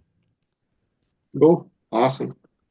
All right, we'll let this question go since Paula is just so boring. I am Man, boring. you're boring. You I suck. am boring. I don't have any excitement in my life. Oh, I will. Damn, what the hell? I do love cruises. Oh, you suck. And he started it. Yeah, I took her on her first cruise. She absolutely enjoyed herself when we got off the boat. 2 days later, she's already looking for the second one. Yep, and I'm already looking at third one We already. haven't gone on the second one. The drink package, man. Oh, drink all you can, man. Oh my God. Eventually, my goal is to go on every ship there is existing. Oh, holy hell. You better have deep pockets there, Gavin. It's only once a year. That means we have to live the next Well, 45 years. I mean, the first year, which is this year? No, Yeah, this year we went. This year we went to Nassau, Bahamas, and Half Moon Cay. And that was it, right? Uh-huh. Yeah. And then next year we're going to Cozumel, Belize, Mahogany Bay, and Casamaya. Casamaya, yes. And then the other one she's looking for is, where are we going? St. Thomas, San Juan, and the Grand Turks. You suck. I've But only been on one. We're looking to do one. We went to Coco Cay, then we went to Nassau, then we went to Jamaica, and then we went to Haiti. I was more impressed with going to Haiti. really, why? Northern Haiti was so beautiful. Now, granted, I'm not going to go the southern part. It's a little cray-cray, but, you know. Yeah. All right, second question, guys. So, us paranormal investigators were really weird to begin with, but we're also really quirky with the foods we eat night of investigating. A lot of us, the dinners include a lot of Mexican food before investigations, and stuff like that. But we're also very quirky about snacks and drinks we have while we're investigating. So, what is your go-to snack and drink? Doritos and Mountain Dew. You better work on that if you want to live 45 more years and get all those cruises in. I drink Mountain Dew like it's, well, not like it's water. I've quit sodas. That's my dad. He drinks Coke like it's water. I have, well, I love Doritos. What's wrong with Doritos? Nothing. Okay. Nothing. Doritos and Mountain Dew. Sometimes donuts. Depends. But see, here's the thing. Whenever we go to, this is back then, whenever we go to a location, I unload all the shit. I set it on up. I'm constantly on the go, and I forget to eat sometimes Yep, he does. because I'm just trying to get all this shit done because we're on a time crunch and time is money. Yeah. Oh, Yeah. Of course, a lot of times when we go to investigate, we sometimes set up and we leave. Yeah, when you leave the cameras running. Yeah, and then we'll You go get find us a local restaurant that's like local culture. Yeah. Like when we were at the Masonic Lodge, we went and did one of their local Oh, restaurants. the Eagle. Yeah, Yeah, that was cool. and we did that. Of course, luckily enough, we were investigating a place that had food Oh, I know, right? because we were at Brandenburg, Kentucky at Jailhouse Pizza. Yeah, we had pizza. Yeah, and you talk about if you ever been there, order their pizza. It is freaking awesome, and they're huge. That's what she said.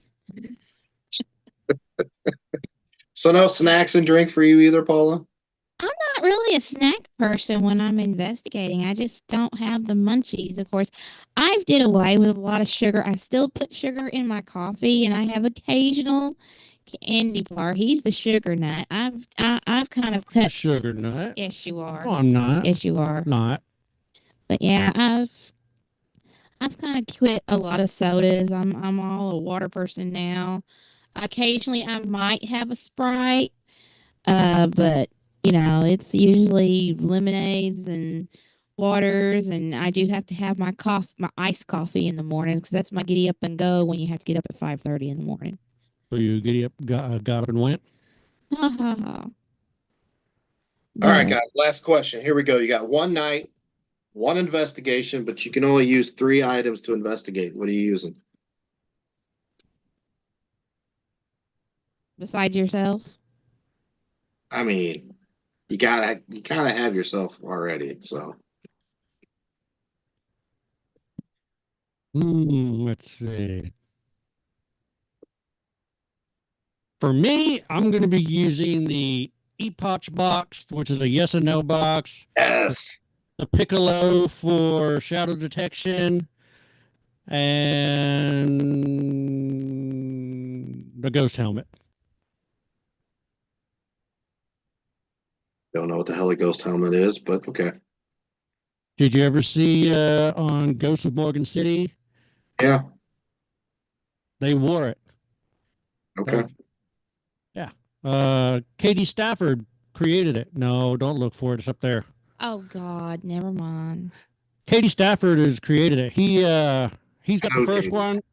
I've got the second one. Robin Terry's got the third one, and I think that's it. There's a total of 5, but I don't know where the I other. don't know what the other 2 are. But yeah, it looks like Optimus Prime. Whenever we take it with us to an event, they look at it and I go, first, there was a cube. Autobots, roll out. Yeah. It's really cool, though. I mean, this helmet is just unbelievable. You've got magnets on this side, shoot this way. You got magnets on this side, shoot this way. You have synchronization of a red light that goes back and forth, and then it changes to different things. And the frequencies that the magnets make with the lights, LED lights, it opens your third eye. We've actually had mediums and psychics actually wear it, and it enhances their ability at least 10, 25, maybe 30%. wow. I'd be interested in wearing that. Yeah, that's cool. It's cool. What do you got, Paula? Yeah, what do you got, Paula? Besides Eddie? Well, I would say Eddie's my favorite. Or actually, it's an MF1. Well, MF1. I call it an Eddie. It's the first one. We got the first one before it went to Eddie. It's an MF1. You know what it stands for. But anyway. Dowsing rods. And let's see, what would be my third one? Did you see the blue light go out? Mhm. Yeah. Wow. Okay. It's definitely a demon. Get the salt. See, I'm trying to think of it.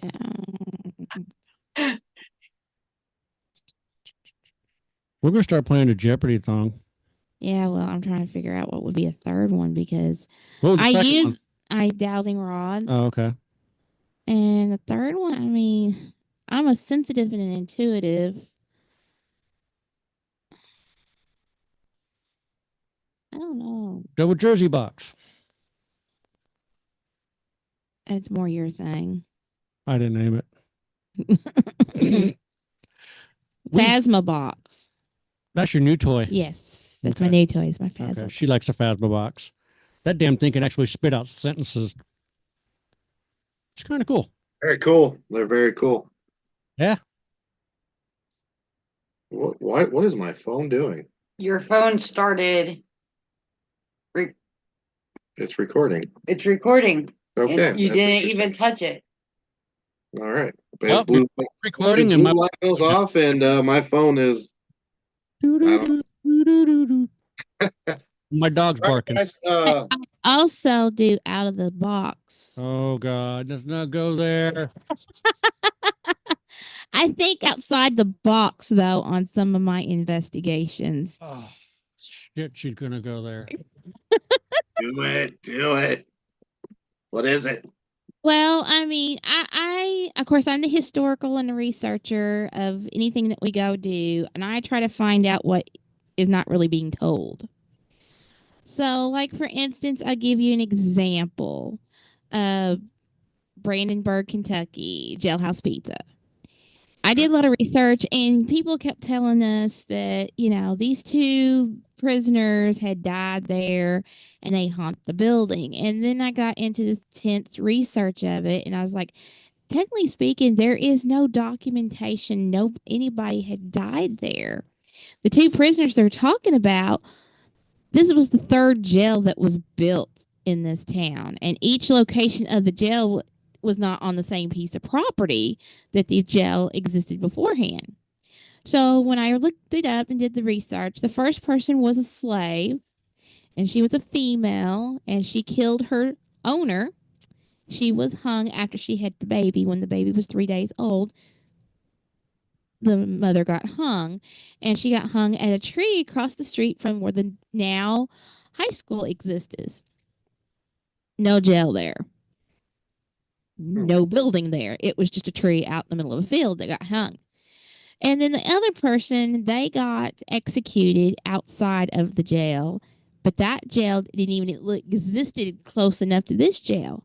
So I'm over here trying to figure out why this place was so severely haunted, and everybody was having all these experiences, not in just the jail itself, but in the restaurant part of it, because the cooks would have experiences, the guests would have experiences, and anybody who like investigated or anything like that, they would all have these experiences. I'm going, well, there is an answer to it.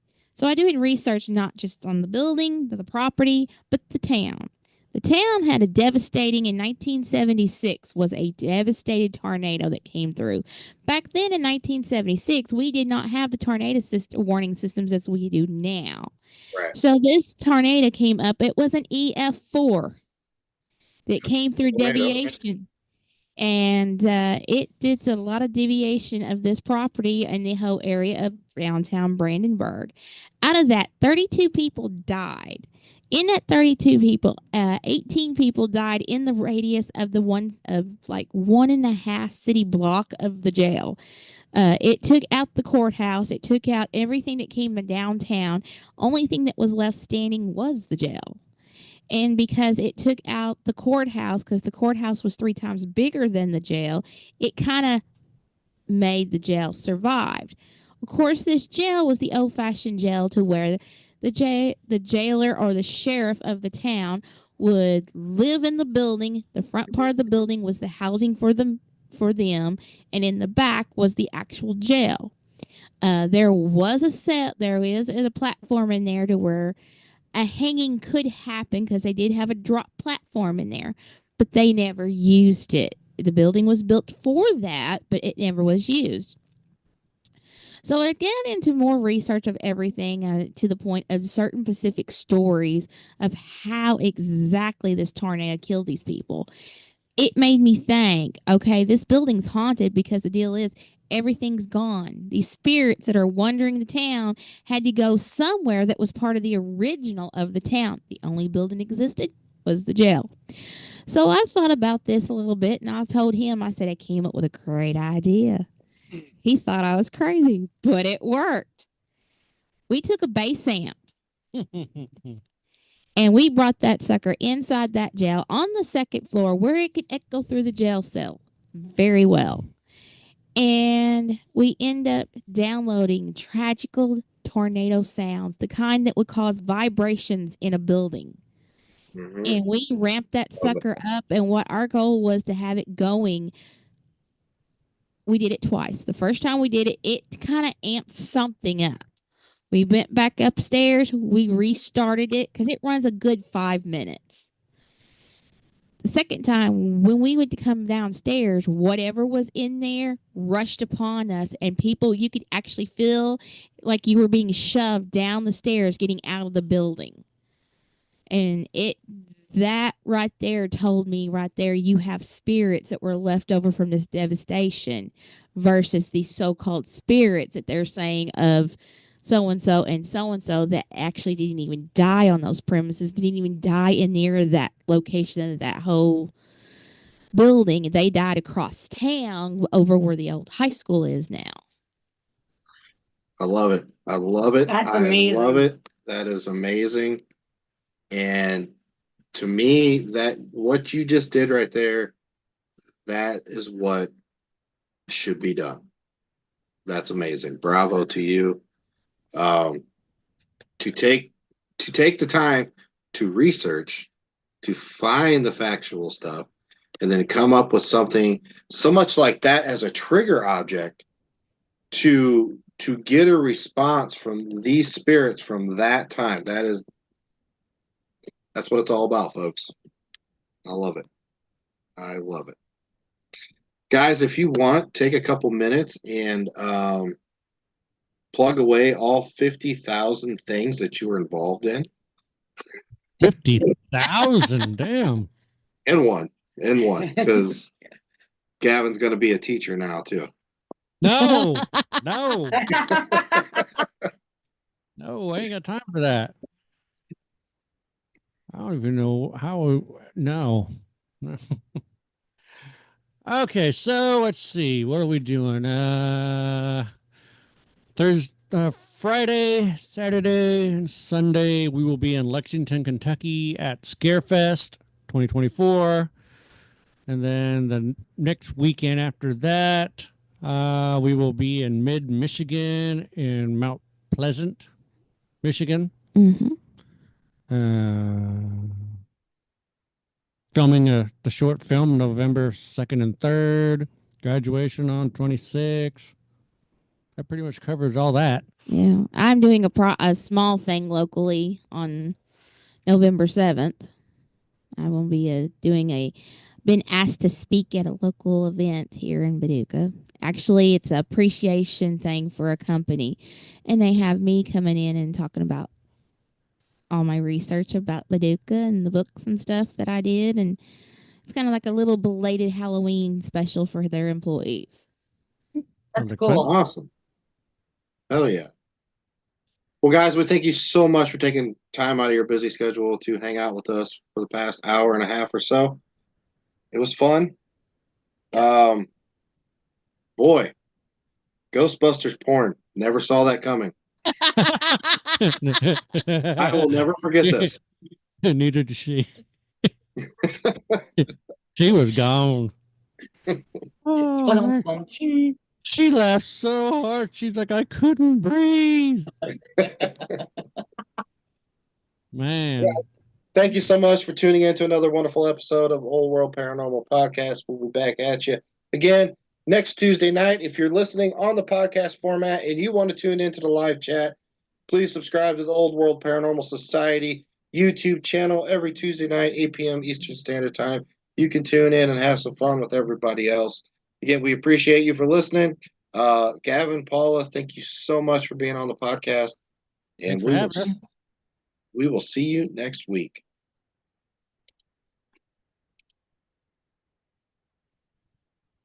That was awesome, guys. That was awesome.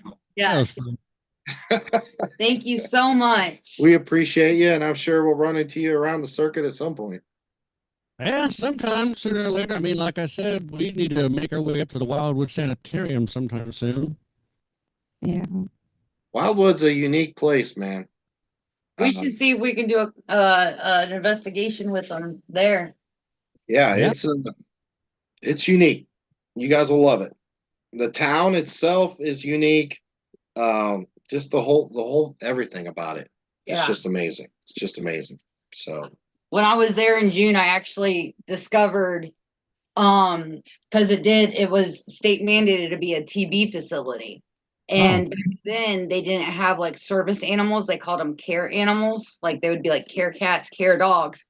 And I kept hearing like I kept seeing stuff out of the corner of my eye, and I knew it was a cat.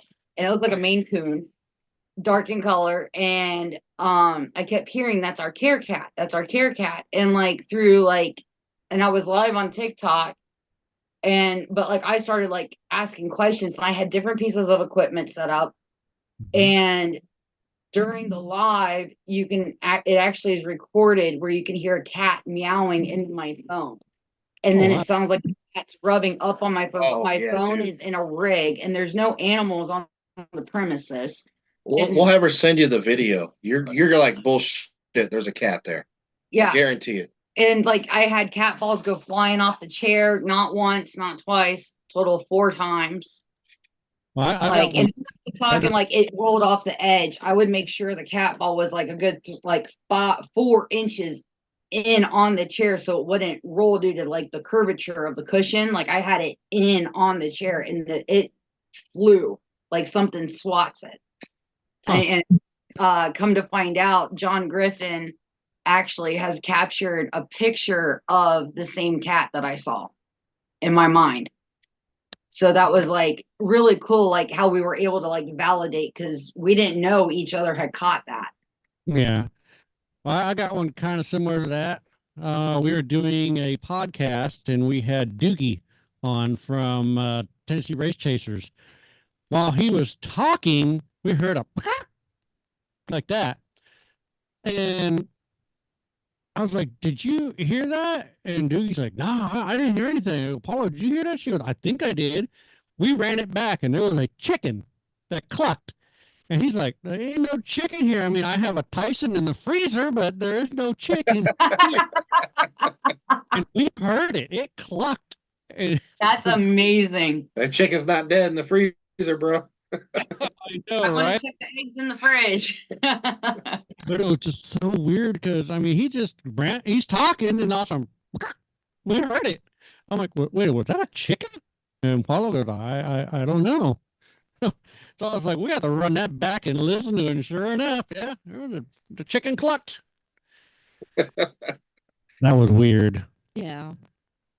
We wound up talking to a lot of paracelebs when we started out with our podcast. I mean, when we start back up in 2025, we're actually going to be raw and uncensored. You can say whatever you want because I own a radio station. There you go. That's the only way to do it. Just be real. Okay. Be real and raw dog it. That's all you got to do. FCC can kiss my ass. What? Nothing. But yeah, She's like, I'm done with you for the night. I mean, we talked to a lot of, paracelebs, and they're just really down to earth people. Yeah. We're talking Nick Groff, Katrina Weidman, the entire TWC crew, the Ghost Brothers, Jay Wasley, Aaron Goodwin. We never talked to Zach, but we may see him next year because we're going to Vegas November 14th through the 17th for our birthdays. So she said I get to go to the Haunted Museum. I'm like, Long as I get to go see a Las Vegas show. as long as it's not Terry Fader. You don't like Terry Fader. It better be Jeff Dunham. I didn't tell you what I want to see. Shit. But Jeff Dunham? Yes. Oh, hell yeah. I think he's way better than Terry Fader. I'm just getting at where we're going to be staying at Terry Fader's performance. Yeah, we're gonna be staying at the Strat, which basically has a steakhouse at the very top of the tower. It turns, Oh, nice. and you can also jump off there if you want to. Matt Rife did it. I'm good. I'm good. I'll just eat the steak. I was gonna say, can we go and just eat the steak I'll just and eat watch the steak. people jump? Yeah. That's it. Yeah. Yeah, There's even a what is it? It's a drop in it on top of the that's Space what I'm Needle. talking about. It's Well, a no, free fall. you have the jump off. No, it's free fall.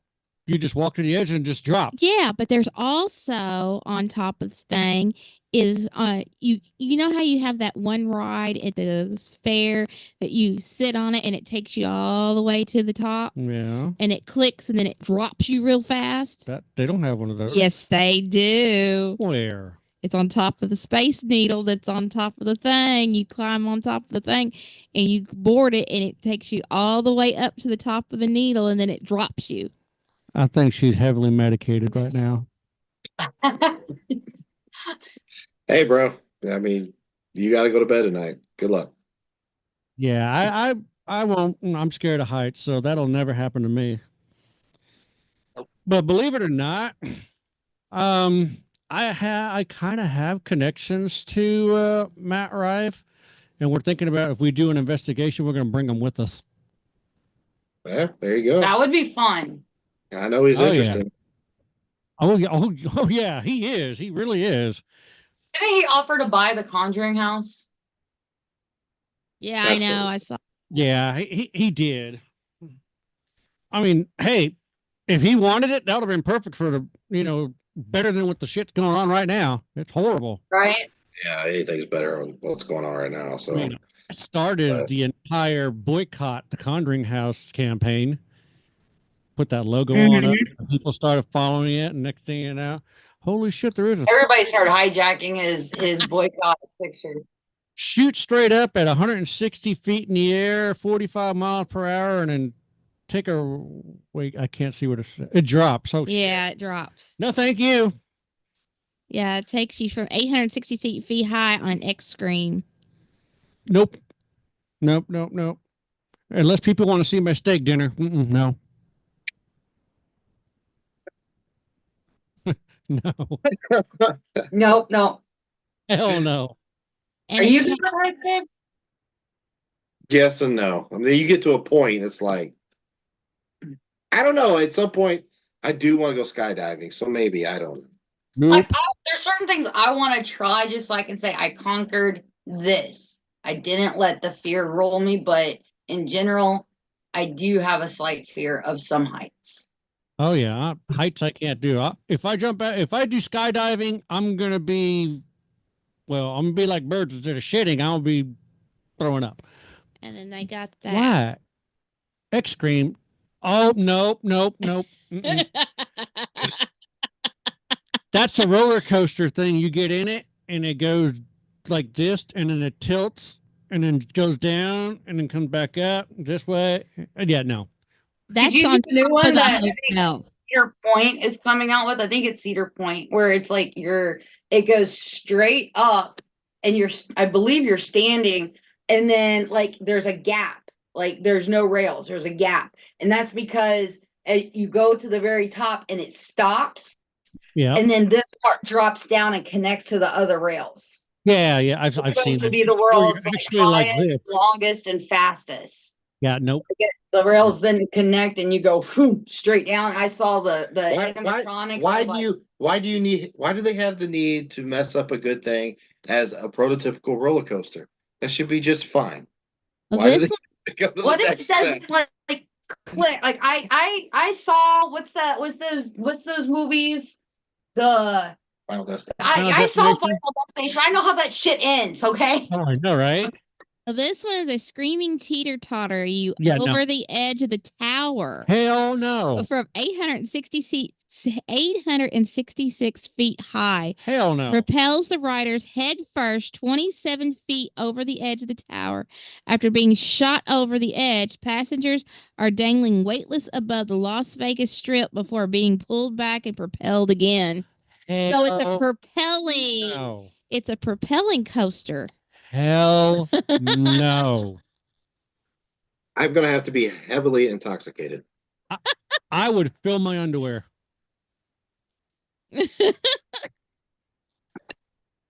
Yeah, no. Hell no. Forget that. See, I just want to see a showgirl show. Go Deja Vu. Well, they got the Moulin Rouge in the Oh, God. yeah. No. Yeah, Deja Vu is hilarious. It's like 3 pretty girls and 1 ugly one. That's how they actually promote their place. That's wrong. So wrong. Only thing I wanted to ever see in Vegas, they don't have anymore. I wanted to see the cats. Oh, you talking about the musicians? What are they called? I don't know. What are you talking about? Sigmund Freud? Big Yeah. Green Roy, yeah. I Oh, wanted to see them, and they don't have them no more. Well, one died, didn't he? yeah. Well, Yeah, he one got of them. ate. He got ate by his own cat, didn't he? Yeah. Well, he got attacked, but yeah. He got They ate by said his it own was cat. the cat reacted to something that happened in the crowd, though. Yeah. And he went after him and ate him. Yum, yum. They're like, oh, sorry, folks. Show's over. Bring out the elephants. Is this part of the show? Oh, that's what I would have said. Oh, cool. Look at the special effects. So, oh, that looks like real blood. Oh, it is real Make it blood. look so real. Woohoo! They must have got Hollywood funding on this one. Yeah. But anyway, one of the things I was going to bring up when we were talking about the lovely demon thing.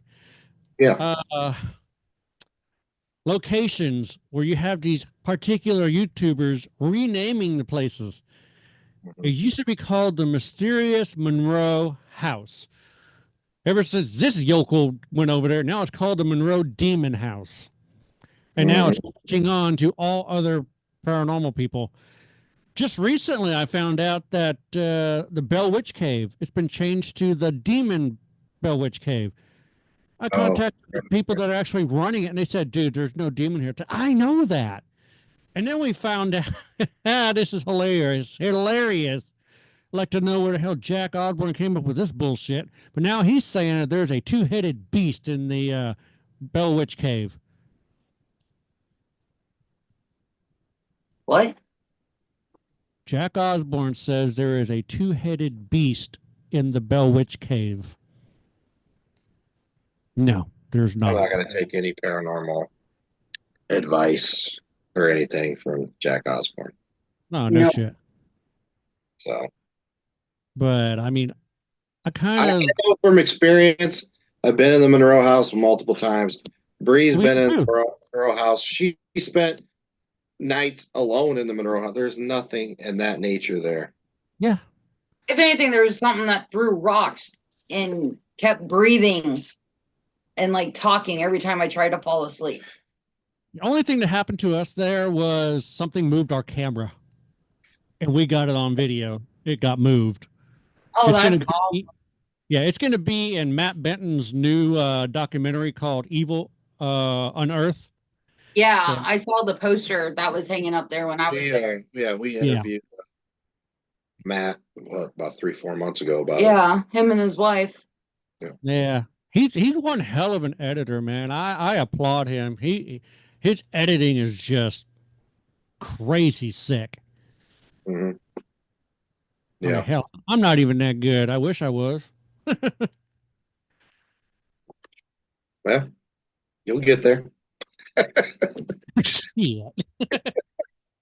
Well, why do I have to get there when I have editors that'll do it for me? There you go. Yeah. All right, guys. Well, you guys have a wonderful evening. Thank you so much for hopping on here. We appreciate you. Oh, yeah. We had fun. Yes. I'm going to have to send you that cover so you can take a look at it. Yeah, do that. Yeah. She's looking at me going, what? No. We don't need that. We're fine. Yes, we do. Don't. Yes, we do. I'll tell you what, once you see the cover, you're going to be like, I got to watch this now. There's no watching it. Oh man, that was crazy. No. Especially when you watch part of it, you're like, yeah. Well, we appreciate you guys having us on. We had a blast. I see that we are still live on YouTube. I did not know that. We're in the post show. Ah, it's for science. Yes, you're right. For science. No, it's not. It's for science. What, huh? Can you imagine him doing crowd work with a spirit? Don't Matt, worry Rife, about it. Oh, Matt Rife doing crowd work with a spirit. I just love when he starts doing his crowd work and he's like, anybody seen a ghost? What are your thoughts about it? And he'll just start going on about the experiences that he's had. Especially this one girl that he was brought home and she's like, you got a Ouija board? And he's like, huh? No. She goes, can I make one? He's like, man, I think this girl is just, well, hey, I want to get lucky, so I'm just going to go ahead and let her do whatever she wants to do.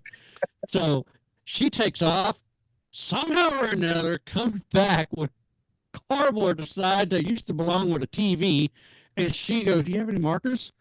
Let me go look. And gets her a Sharpie. She draws a Ouija board, puts it on his coffee table, and then she's like, no, I need to have something like a planchette. He goes, what is that? She goes, you got a cup? I mean, this girl actually wanted to do a Ouija board with him. He's like, man, no. It's hilarious. The story that he comes out with.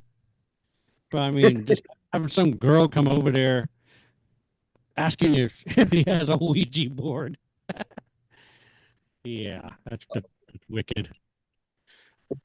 All right, it's like 9 o'clock. It's bedtime for us old folks. Yeah, it's 10 here. Yeah, we got to get up at like what time? I get up at 5:15. You get up at 5:30. Still damn early. Too damn all right, early. guys. All right, we'll see y'all later. See ya. Good All night. right, have a good night. Thank you. You too. Bye. Bye. Bye. So YouTube, before we hop off here, if you guys are close to the area of Peru, Indiana this weekend, make sure you check out Para-Unity. Was it 6? Yeah, Para-Unity 6. Yeah. We will be there. We will be speaking at 11, and we will have a special guest, Brian Prince, and his wife, author of 28 Days Haunted, or 28 Years Haunted, and the new author of, what's his new book? Eye for an eye. Eye for an Eye. So he will have Eye for an Eye there at Para-Unity if you're interested in a copy of that. So come see us this Saturday in Peru, Indiana. Let's have some fun. YouTube, thanks for hanging out with us. We appreciate you. Hope you enjoyed this episode. We definitely did. That was fun with Gavin and Paula